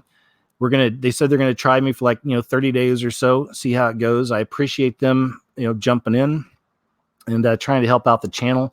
Again, big shout out to the Patreon and PayPal people out there as well, guys. Thank you so much. As always, this is just another way if anybody wants to help support the work outside of Patreon or PayPal, check out the VPN, Virtual Private Network. Got a link below. You can check it out. And, that's it, man. So please, consider that. And I had my drink, and now I'm ready to continue. So there we go, guys. There we have it. Have you heard about this? I saw the trailers about a week ago or so. They're first coming out. But guess they've pulled the trailers too, but there's some of the imagery. And the girl, the blonde girl, she's like the main character, the main good guy. It's got a real heavy Southern accent. I remember that. There you have it. There you go. It's a lot like, kind of like Battle Royale to me is what started a lot of this stuff. You ever seen Battle Royale? A lot of you know that I went to film school. I've got interest in horror and science fiction. It's part of the reason for the name of the channel as well. So I've been exposed to plenty of pretty crazy movies and all that over the years. I was always trying to find the craziest new science fiction or horror film. Even when I was in college, I was always looking for this stuff. But this was before I went to college, and I was in the military. Even back then, I was into kind of culty, strange films, right? And I'd heard about this Battle Royale movie. And the only way I could get it even back then was I had to get a random copy, mailed to me. I had to pay for this random copy to be mailed to me. It was mailed from some other country. And that's all I really remember. I mean, it seems like I probably got a few movies back then. But anyway, so I got this from some random country. I can't remember, probably Thailand or Japan or I don't know, something. Not that they're random. Sorry, I'm just rambling. I'm trying to think back. The point is, I was a medic at the time. I worked in a clinic, and on the weekends, we had to stay on duty sometimes, which means you got to stay there all weekend, and you're kind of the EMT for the base at the time. So it was one of those times I was there for a weekend at the clinic. I was more or less the EMT for the base that weekend. And I got my movie and I put it in a player. We had like a big kind of living room area for everybody to gather in. And I was watching it, and it was one of the craziest movies I've ever seen in my life. I'm not so much into all the real violent movies anymore. I was back then. But, if you're into that, just crazy action. It's just basically a bunch of school kids think they're going out on a field trip. They all get gassed when they wake up. They're on this island off the coast of Japan somewhere, and they all have these metal things around their neck. And again, this is from way back. We've seen so many copies of this. Even Hunger Games is a big copy of Battle Royale. Hunger Games is a total ripoff. Battle Royale came first. So the kids have these things around their neck, and there's a general, and they're all in a classroom, sitting in a classroom, and a general is up in the front, and he basically explains that they're sick and tired of how wild all the kids are acting these days. They're out of control. They have no respect. So they cleared it with all their parents, and all the adults got together and decided to do this. So they take all the kids to this island. They have these things around their neck. If they try to escape, they trigger something. It'll blow their head off. And they give each one of the kids a weapon, and they release them onto this island, and they say, just basically go kill each other. Only one person's going to survive. And if you don't kill each other, we'll start popping your heads off. And there you go. Like, they're like, if you want to be violent, you want to be, cruel and evil and do bad things against our society, and or not listen to your parents even, then here, go kill yourselves. And that's what they do. And it's one of the craziest action movies I've ever seen in my entire life. I mean, there are some of the most insane sequences in there. It's just the lighthouse sequence. I'll just say that. Anybody that's seen it, you know what I mean, but the lighthouse sequence. And if you haven't seen it, once you see it and you pick up your jaw off the ground, you'll be like, oh, okay, I see why. Hey, I'm not recommending this for your family. This isn't for children, okay? But I've got a really mixed kind of an audience, and some of you are into the crazier horror films or sci-fi movies or whatever. So if you're one of those people and you haven't seen Battle Royale, definitely check that out. So I was watching it though in the clinic, and by the time I got done, I was so into it, I didn't realize that there were 4 more people in there sitting behind me. These other 4 people, 2 were cleaners, and the other 2 was this girl, Jody, and her baby. And the baby was only like, I don't know, a year or so old, but she was still nursing it and all this. So I turn around, and Jody had come in for something to get probably from her locker or whatever, and sat down behind. We had like several rows. So she sat down there with her baby. The baby was quiet through the entire thing. And then the 2 cleaning guys were sitting on the other end over there, and they were watching the movie too. So as it was playing, they must have just walked by and seen some of the craziness that was happening on the screen. They sat down, and all of them sat there, all of us quietly. I had no idea anybody was behind me. And we watched this movie. And like the whole time, I was almost on the edge of my seat, like the whole time. Just like, huh? It's just one of those kind of movies. It's so over the top, I turned around and started laughing. I'm like, what are you guys doing? When did you get here? So But all of us were like, those guys were like, what was that? You know, everybody was just tripping out. So anyway, there you go. I'm rambling. Tech tycoon John McAfee shares deadly serious advice about how red and blue states should divide up and prepare for civil war as the gun control fight heats up. So again, guys, there's that narrative. There's that push, this idea of a civil war. They want us to do that. They want it to get to more violence, you know, and putting your hands on each other and all this. Right? There's no mentions of prayer. We don't need division. And now's the time we really should be trying to pull people together. But I think you can only do that in a spiritual way. And in this way, it's through Christ, you know, through our Heavenly Father. Because it's all about the wheat and the goats now, right? Or the wheat and the tares and the sheep and the goats. And we're seeing that kind of a division in people. Speaking of which, I got some pretty crazy footage, I think, to show you. I don't know where it is, but it's one of these tabs. Bella Thorne announces directorial debut with X-rated movie for Pornhub and says filming actual sex is, quote, quite a fun environment. I'm not going to read a bunch of this. I was going to just show you her. But just about it. Now, I'm going to do some more looking into this person because I feel she's starting to do a lot of really weird things. And she's been showing a lot of the symbols we see common, even the way she's dressed. Not right here, but I've just seen a lot of weird things about Bella Thorne over the last few years. And we know that there is that MK Ultra program out there in Hollywood. So I'm wondering if she's one of the newest, you know, people who's maybe suffered through some of this, has gone through some of this. I'm not sure. A week ago, there's a big news story about her coming out as a pansexual. And we've talked about Pan, right? Pan goes back to the goat god, or just another representation of the devil. Again, the devil comes in many names, many faces, many ways. The horned gods even, you know. So anyway, Bella Thorne. Bella Thorne. Now she's making literal porn movies for Pornhub. And this is, you know, this is a ex-Disney star. I've got a video I've been tinkering together with Britney Spears. And, you know, I may just go ahead and I'm saving this one. Maybe do a little bit of looking into Bella Thorne as well. Showing us that program's still alive and well out there, right? In Hollywood with these people, unfortunately. I'm not going to play the audio on this. Just I'll show you some of the video. And check this out. This is they called it Beautiful Angel Phenomena filmed in clouds in Brazil. But look at this. It almost looks like a dragon.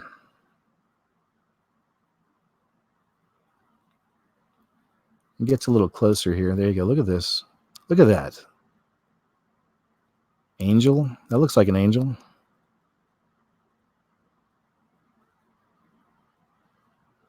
Looks like the cross sideways almost. Now it looks like wings flapping. But now it looks like a dragon, doesn't it? Isn't that wild? Let's see if there's another.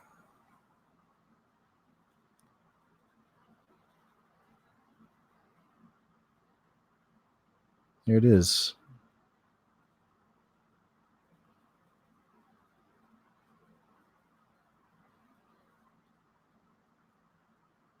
Here we go.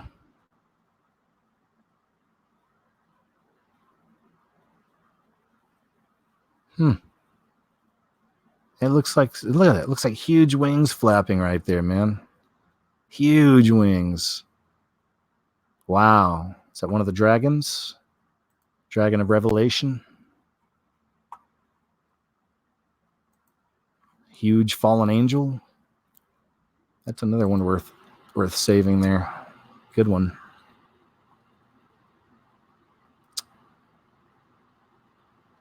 Oh, okay. This is interesting. Short little news clip. We'll watch this together. Congratulations to Chris Wallace and the entire Fox News team. All right, There's still a lot of unanswered questions surrounding the shocking death of alleged pedophile Jeff Epstein, well, convicted in one sense. Trace Gallagher live from our West Coast newsroom. We have new information about one of the people guarding him was not a corrections officer. We do indeed, Sean. And remember, you have to find out that after he was found with bruises on his neck back in July, Jeffrey Epstein was on suicide watch, meaning 24-hour surveillance. After psychological assessments and pressure from Epstein's attorneys, the watch was dropped and Epstein was put in special housing with no cameras. He did have a cellmate, which is policy, but for unknown reasons, the cellmate transferred out. And at the time of his death, Epstein was alone. The jail was mandated to check Epstein every 30 minutes, but when he was found unresponsive, he had not been checked for hours. It's unclear exactly how long he'd been unresponsive. The prison guards union blames understaffing, and the Associated Press now says one of the two guards on duty wasn't even officially a prison guard, simply a corrections employee that filled the void during that time. Sean. I know my mom as a prison guard had all this forced overtime, but they were all corrections officers. All right, Trace, thank you. I mean, it's things that make you go, right? Again, more of these stories coming out, just keeps changing.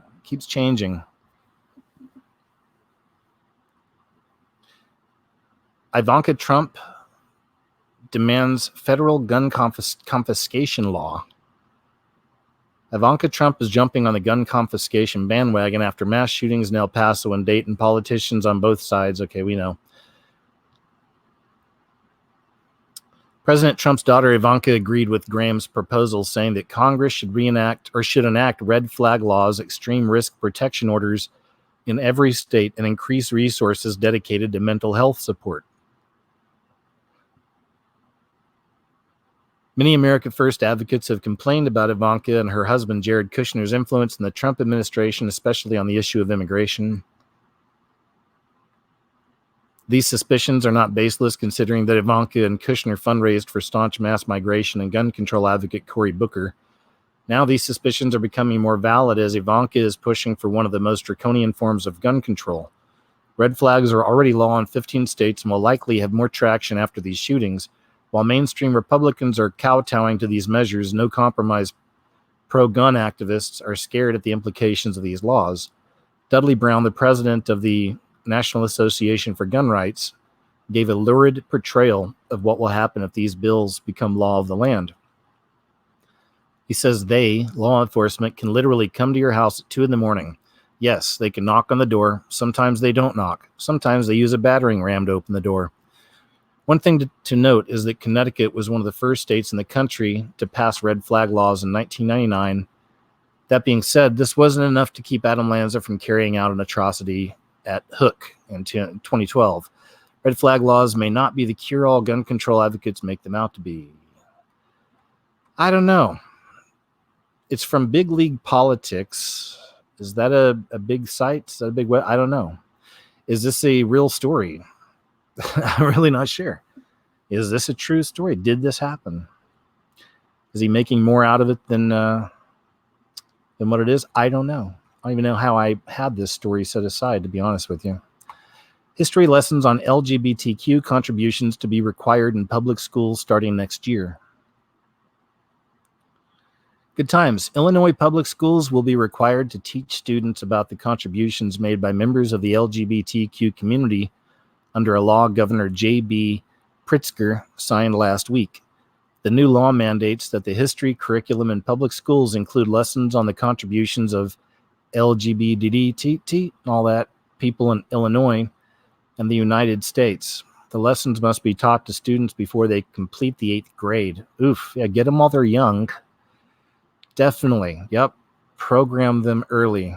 One of the best ways to overcome intolerance is through education and exposure to different people and viewpoints. Democrat Senator Heather Stearns of Chicago, one of the bill's Senate sponsors, said in a news release, an inclusive curriculum will not only teach an accurate version of history, but also promote acceptance of the LGBTQ community. Oh boy. Oh boy. Oh boy. How do you feel about your kids being in public school, for real? I mean, I know some people don't have options, maybe. That's the thing, right? Like I said, I don't have kids that I know of. If I did, I would do everything I could to not have them in public school. I know that. That's just me. It's just me. They're indoctrination centers, obviously. They teach you to be prepared to go get your 9 to 5 and just be another cog in the machine. Wake up early, sit around for 8 hours a day or 6 hours a day doing something you don't really want to do, being places you don't really want to be. Go home at night and get some freedom. And all starts over again the next day. 12 years of that conditioning.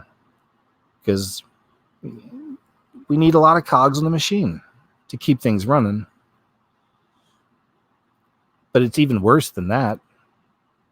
You know, they're pushing this kind of stuff, man. Again, it's the beast system, public school education. Definitely a part of the beast system. Making it more obvious, manifesting more and more. Drag queen story hour at libraries with kids. Come on.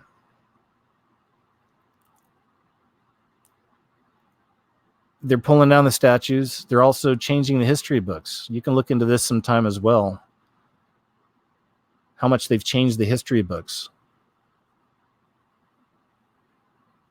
And sometimes it's not even about, it's more about what they omit and how much smaller they make some stories and how much bigger they make others.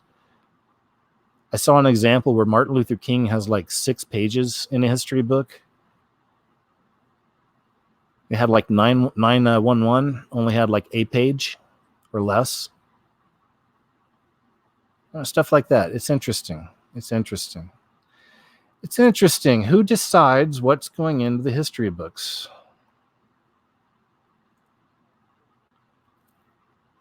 More of this. It begins. Death camps to all Trump supporters. Flyers posted in New York. They keep putting all these things on Trump that'll really be a part of the actual Antichrist system. There will be death camps. You know, FEMA prisons, FEMA camps, death camps. Anyway, more of that narrative. More propaganda. It's trying to heat people up. Get them all mad. Get them out there fighting, putting hands on each other. White House drafting executive order to tackle Silicon Valley's alleged anti-conservative bias. Alleged. This is from Politico. Okay, that's why. The White House is circulating drafts of a proposed executive order that would address allegations of anti-conservative bias by social media companies, according to a White House official and 2 other people familiar with the matter. A month after President Donald Trump pledged to explore all regulatory and legislative solutions on the issue. None of the 3 would describe the contents of the order, which one person cautioned has already taken many different forms and remains in flux. But its existence and the deliberations surrounding it are evidence that the administration is taking a serious look at wielding the federal government's power against Silicon Valley.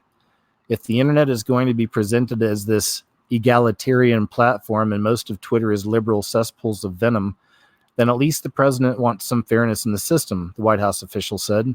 But look, we also think that social media plays a vital role. They have a vital role and an increasing responsibility to the culture that has helped make them so profitable and so prominent. 2 other people knowledgeable about the discussions also confirmed the existence of the draft order. None of the 3 people could say what penalties, if any, the order would envision for companies deemed to be censoring political viewpoints. The order, which deals with other topics besides tech bias, is still in the early drafting stages and is not expected to be issued imminently. All right.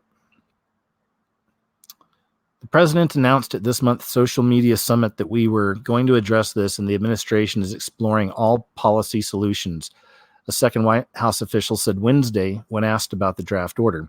Accusations of anti-conservative bias have become a frequent rallying cry for Trump and his supporters, seizing on incidents in which tech platforms like Facebook, Twitter, and Google-owned YouTube have banned people like InfoWars founder Alex Jones or faced accusations of squelching posts by pro-Trump social media personalities Diamond and Silk. The companies have denied the allegations of bias, though they say they have blocked or removed users who violate community standards policies. They have also faced complaints from liberal activists that they're too slow to remove hate speech. Oh boy. A category that some say includes Trump's own tweets. The issue took center. So gross, isn't it? It's so gross. It's so obvious. It's an antichrist spirit. It comes in many forms. This is the Marxist, these Marxist ideologies, these socialists. It's worse than socialism, though. What that system's going to be, it'll be the worst form of communism we've ever seen. So we're seeing it in these different ways, little ways popping up. So it'll be interesting to see what happens with this, eh? If anything, well, let's see.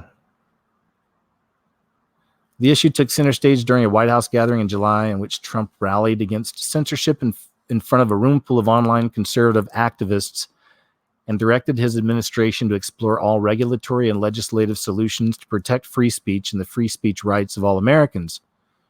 Just this week, Trump warned that he is watching Google very closely, quote unquote, citing the case of an engineer who has claimed the company fired him for his conservative views. But the White House effort may be complicated by skepticism in some agencies involved in the discussions about tech policy. We'll see, man. We will see, all right? We'll see.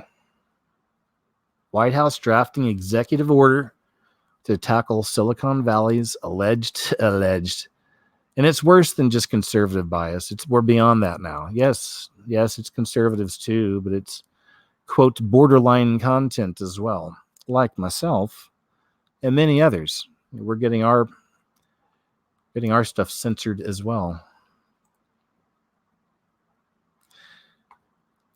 This was from last week. This is part of, I just had this up. I'm working on a video about all the shootings, but Connor Bett's mother, Moira, owns Thorne, a company that has had government contracts with DARPA, has 81 employees and an estimated annual revenue of $27.3 million.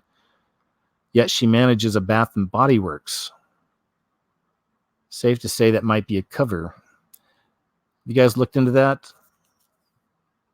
If you're interested, if you're looking for a new thread to follow when it comes to that shooter, Betts, the Dayton shooter, there's that. Don't know if it's true or not. I'm not sure.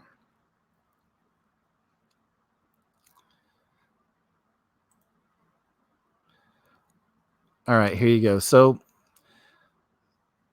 wow, they put that tag up there quick. He just put this video out a few days ago.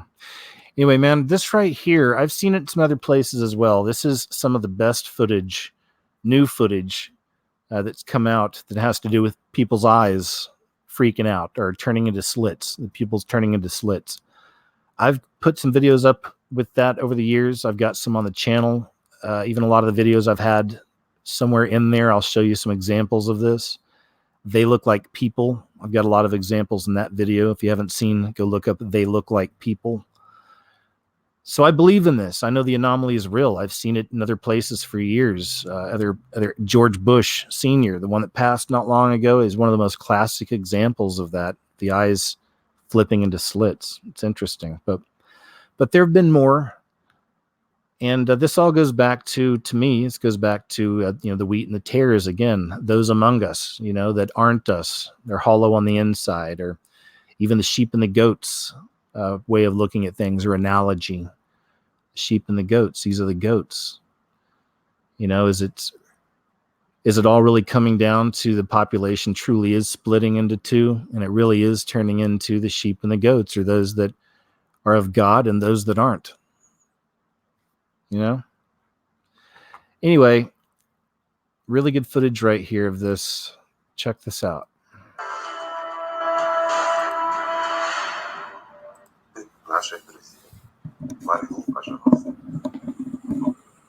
Не так. Моргни.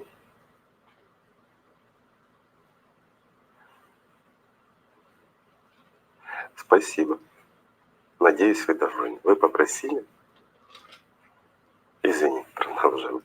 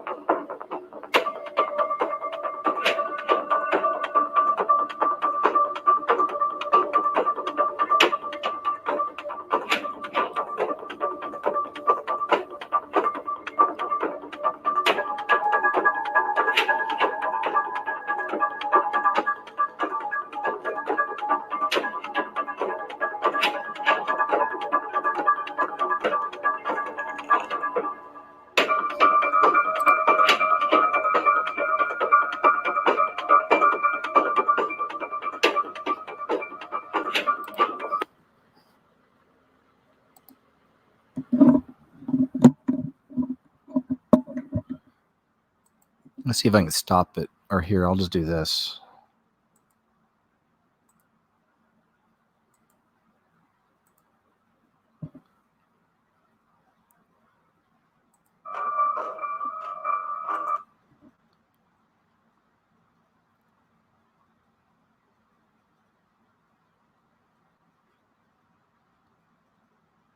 Come on.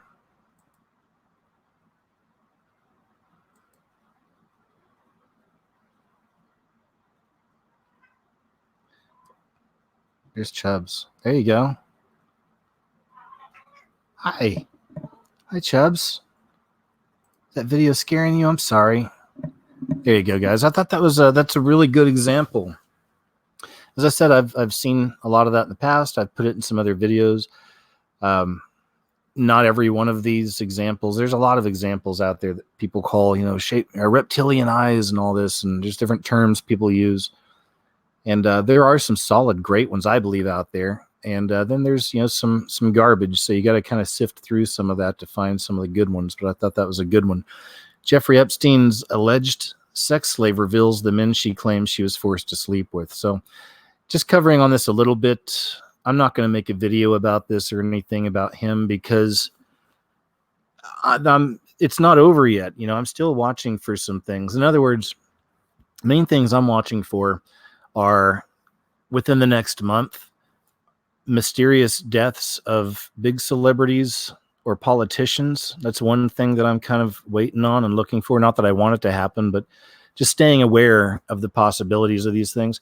Also, staying aware of the possibility of some really big takedowns, like the government taking down some big rings, sex rings or whatever. Just kind of waiting to see if some of that stuff happens over the next month, maybe even overseas, just anywhere around the world. But some of these big trafficking rings getting taken down, being exposed. Like I said, over the next month, I'm feeling, big mysterious death of a big celebrity or some big celebrities. Maybe these are just things I'm, again, not wanting it to happen, but I'm just kind of wondering, because I don't even really believe that he's actually dead. I think he's got a lot of connections to the Zionists. He's got a lot of connections with Mossad, all this. Like, it's all still coming out. That's another reason I want to sit back and wait and see what all pops out. But he's probably in Israel right now getting some kind of facial reconstructive surgery. I don't know. Or maybe our government did it. Maybe Trump's people did it. Not because Trump was worried about what he had on him, but because he's such a honeypot. This guy, honestly, this may go down as a huge JFK level kind of conspiracy, because this guy has so much information on so many people, and they've talked about him keeping detailed diaries on everybody and on their drug use and their sexual proclivities, and celebrities, politicians, leaders of industry, military, people at the highest levels, you name it. If anybody knows about the Illuminati, it would be Mr. Epstein. Absolutely. Maybe you could even say he's one of them, perhaps. Who knows? but there's still a lot more coming out about him. So, I've wondered. He just has so much on so many people. What if our government did do it? What if they were able to get him and they have him somewhere?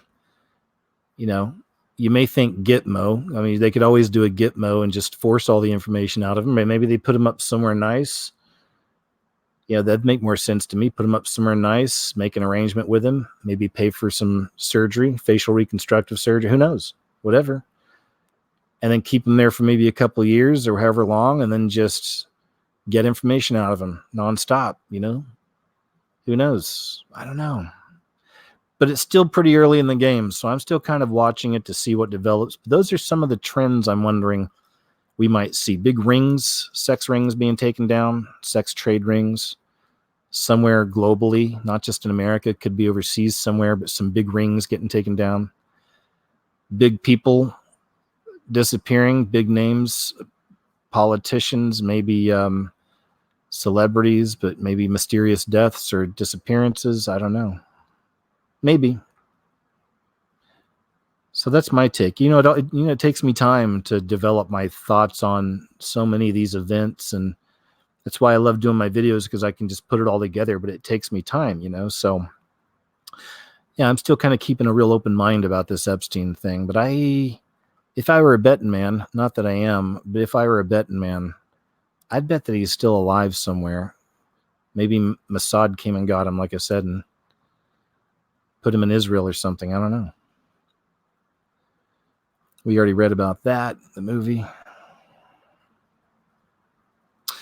This is pretty wild. LA vlogger, it's a YouTuber, Brooke Houts, denies animal abuse. Claims after she accidentally uploads shocking footage of her hitting her dog, prompting calls for her to be removed from YouTube. So this girl, YouTuber Brooke Houts, she's got this YouTube channel. She accidentally uploaded a video where she hadn't done any editing, and it shows her abusing her dog on the video, even spitting in its face. Really brutal. I don't think I'm allowed to show it. I don't think they've got a video here anyway. And I probably shouldn't take my chances on showing you animal stuff like that, but we'll read a little bit. How's that? Responding to the backlash and calls for her dog to be removed from her care, Brooke released a statement on Twitter. I'm not going to read it. It was like 3 pages long from what I understand, but there she is. Maybe there's some other pictures here.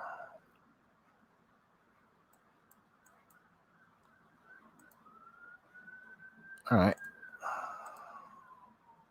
So much for that.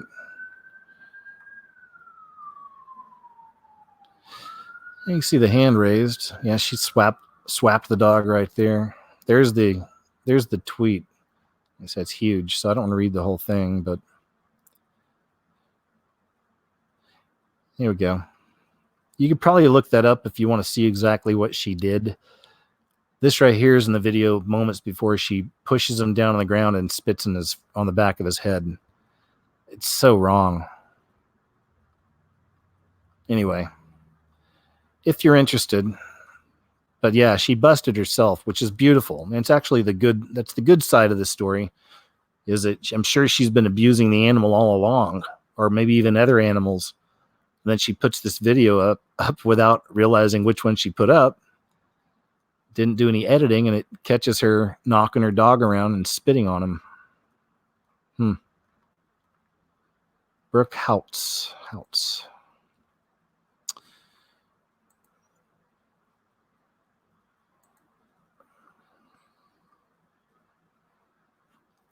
Drag queen teaches kids to twerk at library story hours. So again, now it's not just story hour, but now you have like this. So I don't think I can play it, but it took place in Devon, England, August 7th, 2019. A drag queen in the United Kingdom was caught on camera teaching small children at a library story hour how to perform the sexually suggestive dance move called twerking. Mama G is a cross-dressing man and drag artist who has appeared at libraries, theaters, bookshops, and cafes all over the UK. Devon Libraries promoted his story hour events in North Devon as sharing tales that celebrate being who you are and loving who you want. Video recently emerged from one of those drag queen story hour events showing Mama G explaining and demonstrating before an audience of children how to twerk.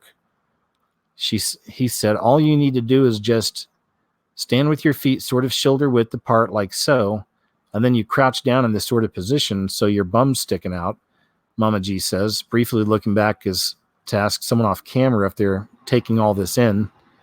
And then he says, then you just move your bum up and down like that, and that's twerking. Neat. Teaching that to kids. Numerous parents and other concerned citizens have spoken out against the performance.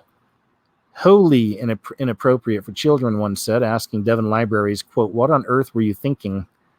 Another asks, on what planet do you think this sexualized woman face act is appropriate for young children? Yeah, seriously, though, right? But again, it's just right in front of our face, right? It's very obvious. What's most frightening is it's so obvious and wrong to most of us, but there's obviously people supporting this. It draws a crowd, you know? So there's some people who embrace this. Again, it's that separation.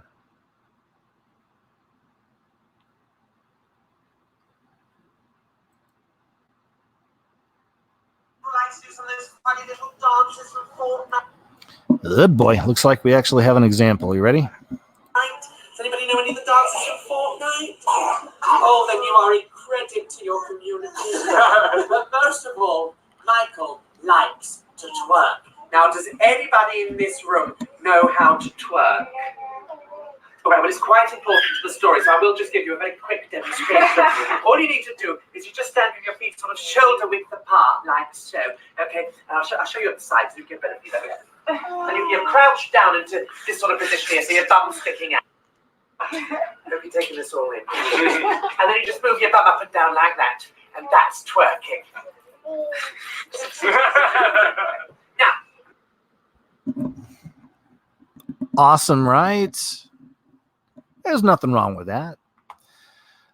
See what I mean? Some people are just they think this is great. They support it. They laugh, they cheer. They laughed, they cried, they kissed $5 goodbye. Woman puts octopus on face. Not a good idea. Woman puts octopus on face for photo op. Octopus bites her and injects venom. We need to hear this.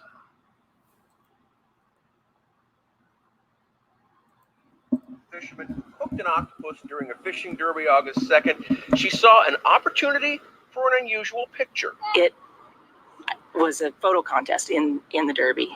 And so crazy me, hindsight now, looking back, I probably made a big mistake. Michelle put the small octopus on her face and posed. It grabbed her face with its suckers, then did something she didn't expect.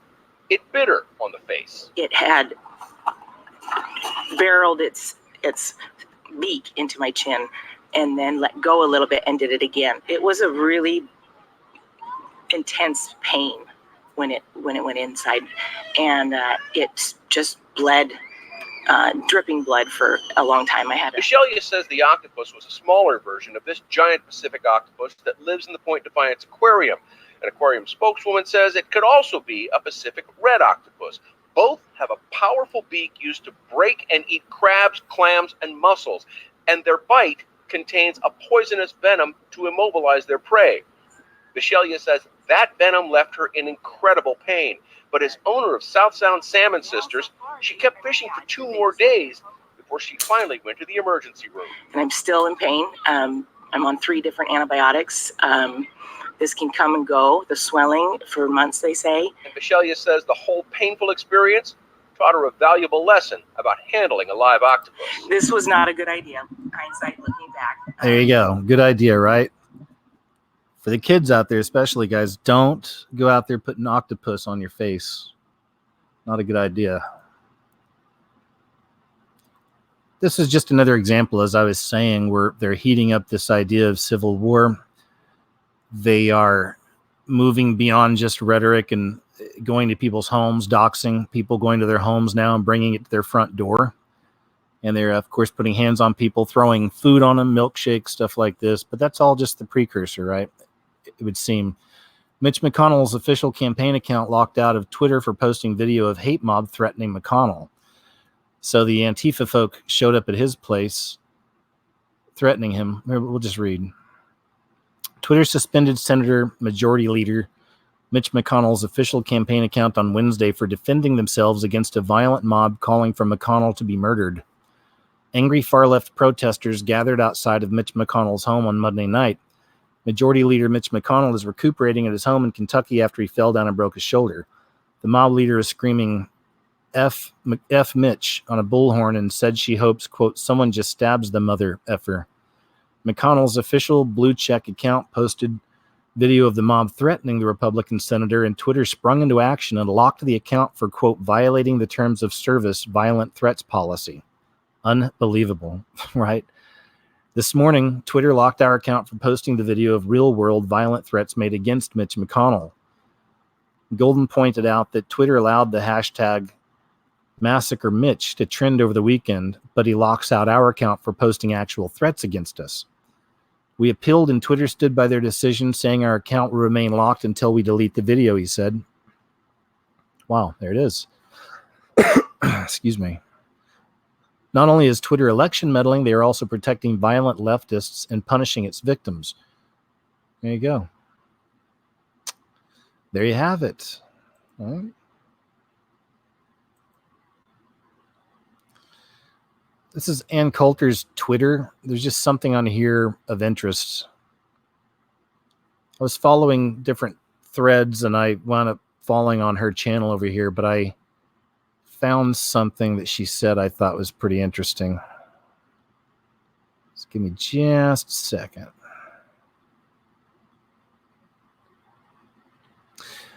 I don't know much about Ann Coulter. I know she's considered a conservative. I know she's also right up there with Trump as far as celebrities and people hating her. Like, a lot of people really hate this lady.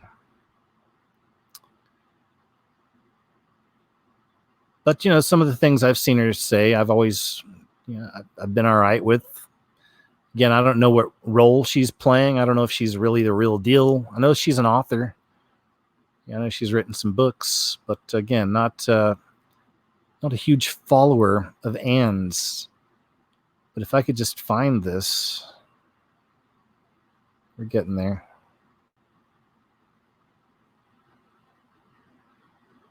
Almost there. I can feel it.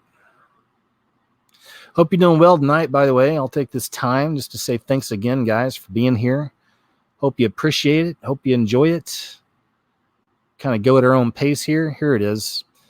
So, The Amazing Atheist recaptioned a cartoon, and he put it here on or I guess Ann Coulter retweeted The Amazing Atheist. But the cartoon, it's a clear case of suicide, of course, and it shows all the stuff happening, all crazy. Ha, that's the joke, right? We got it. But it's what Ann Coulter said here I thought was pretty interesting. She said, you forgot the Masons and the Bilderbergs. The royal family can't even stop Fleet Street from mocking them on a daily basis, and the Clintons couldn't beat Trump with the entire media's help. But that first sentence, you forgot the Masons and the Bilderbergs. I was like, all right. She's putting it out there. She knows that's good. And she's a huge mainstreamish type source. So it's good to see these people putting some of that out there on the Bilderbergs, the Masons. It's good. There you go. Louisiana defendant with face tattoos convicted of killing 2. Attorney sought jury that wouldn't judge the ink. But that's the ink.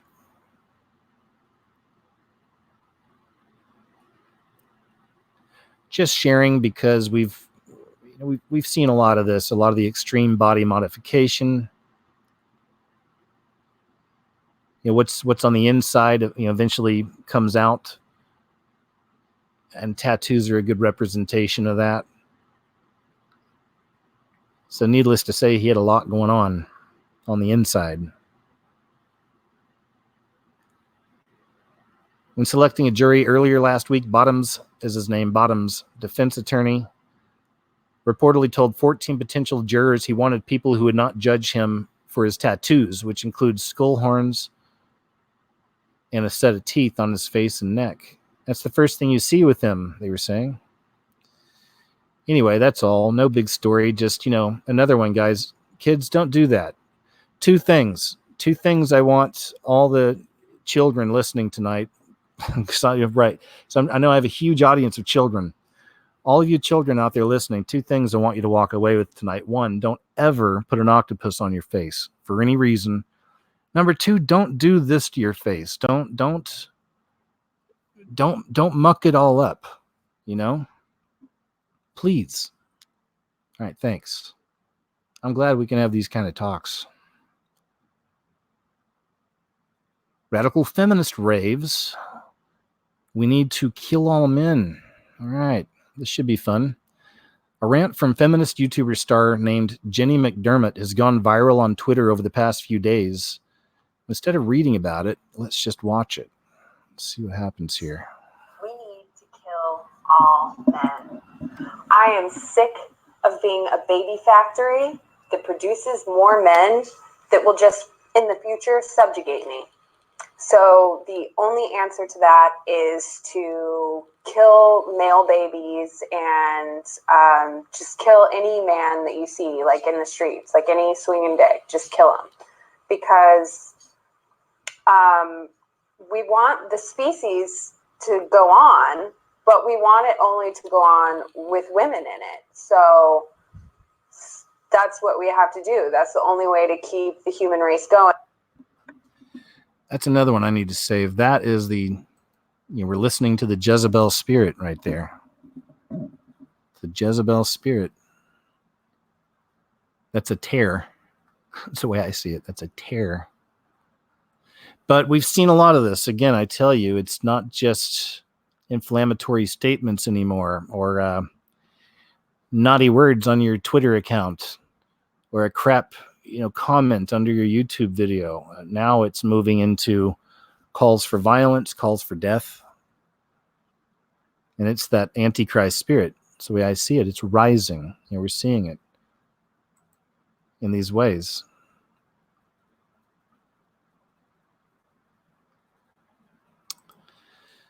YouTube's moderators believe big stars and cash cows get let off the hook.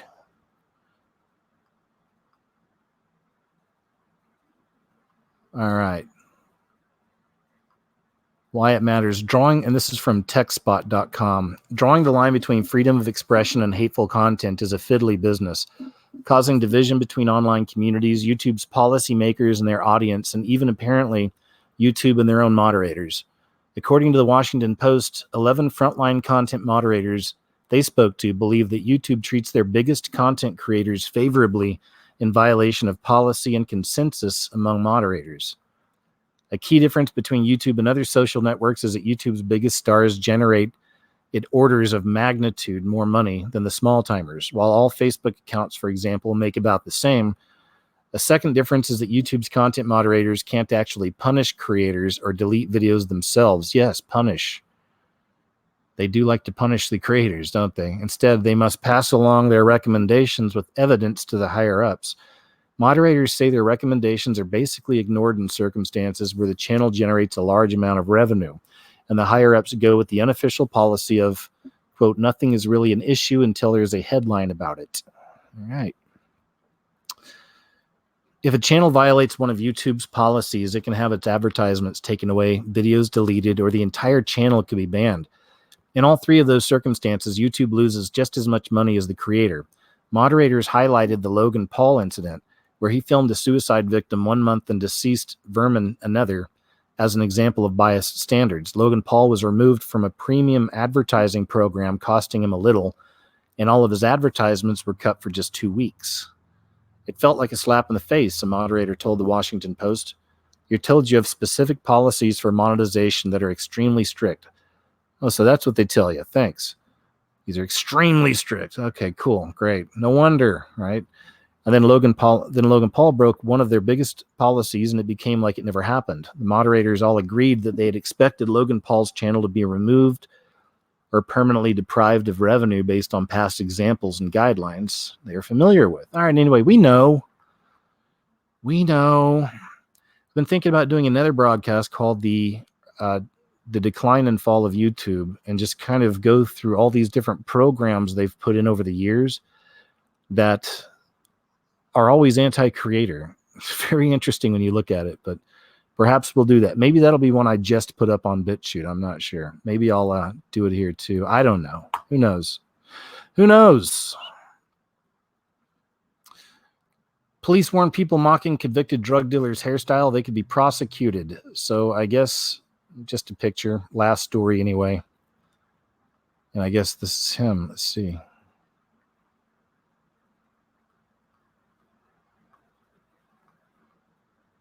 Well, all right, let's try this.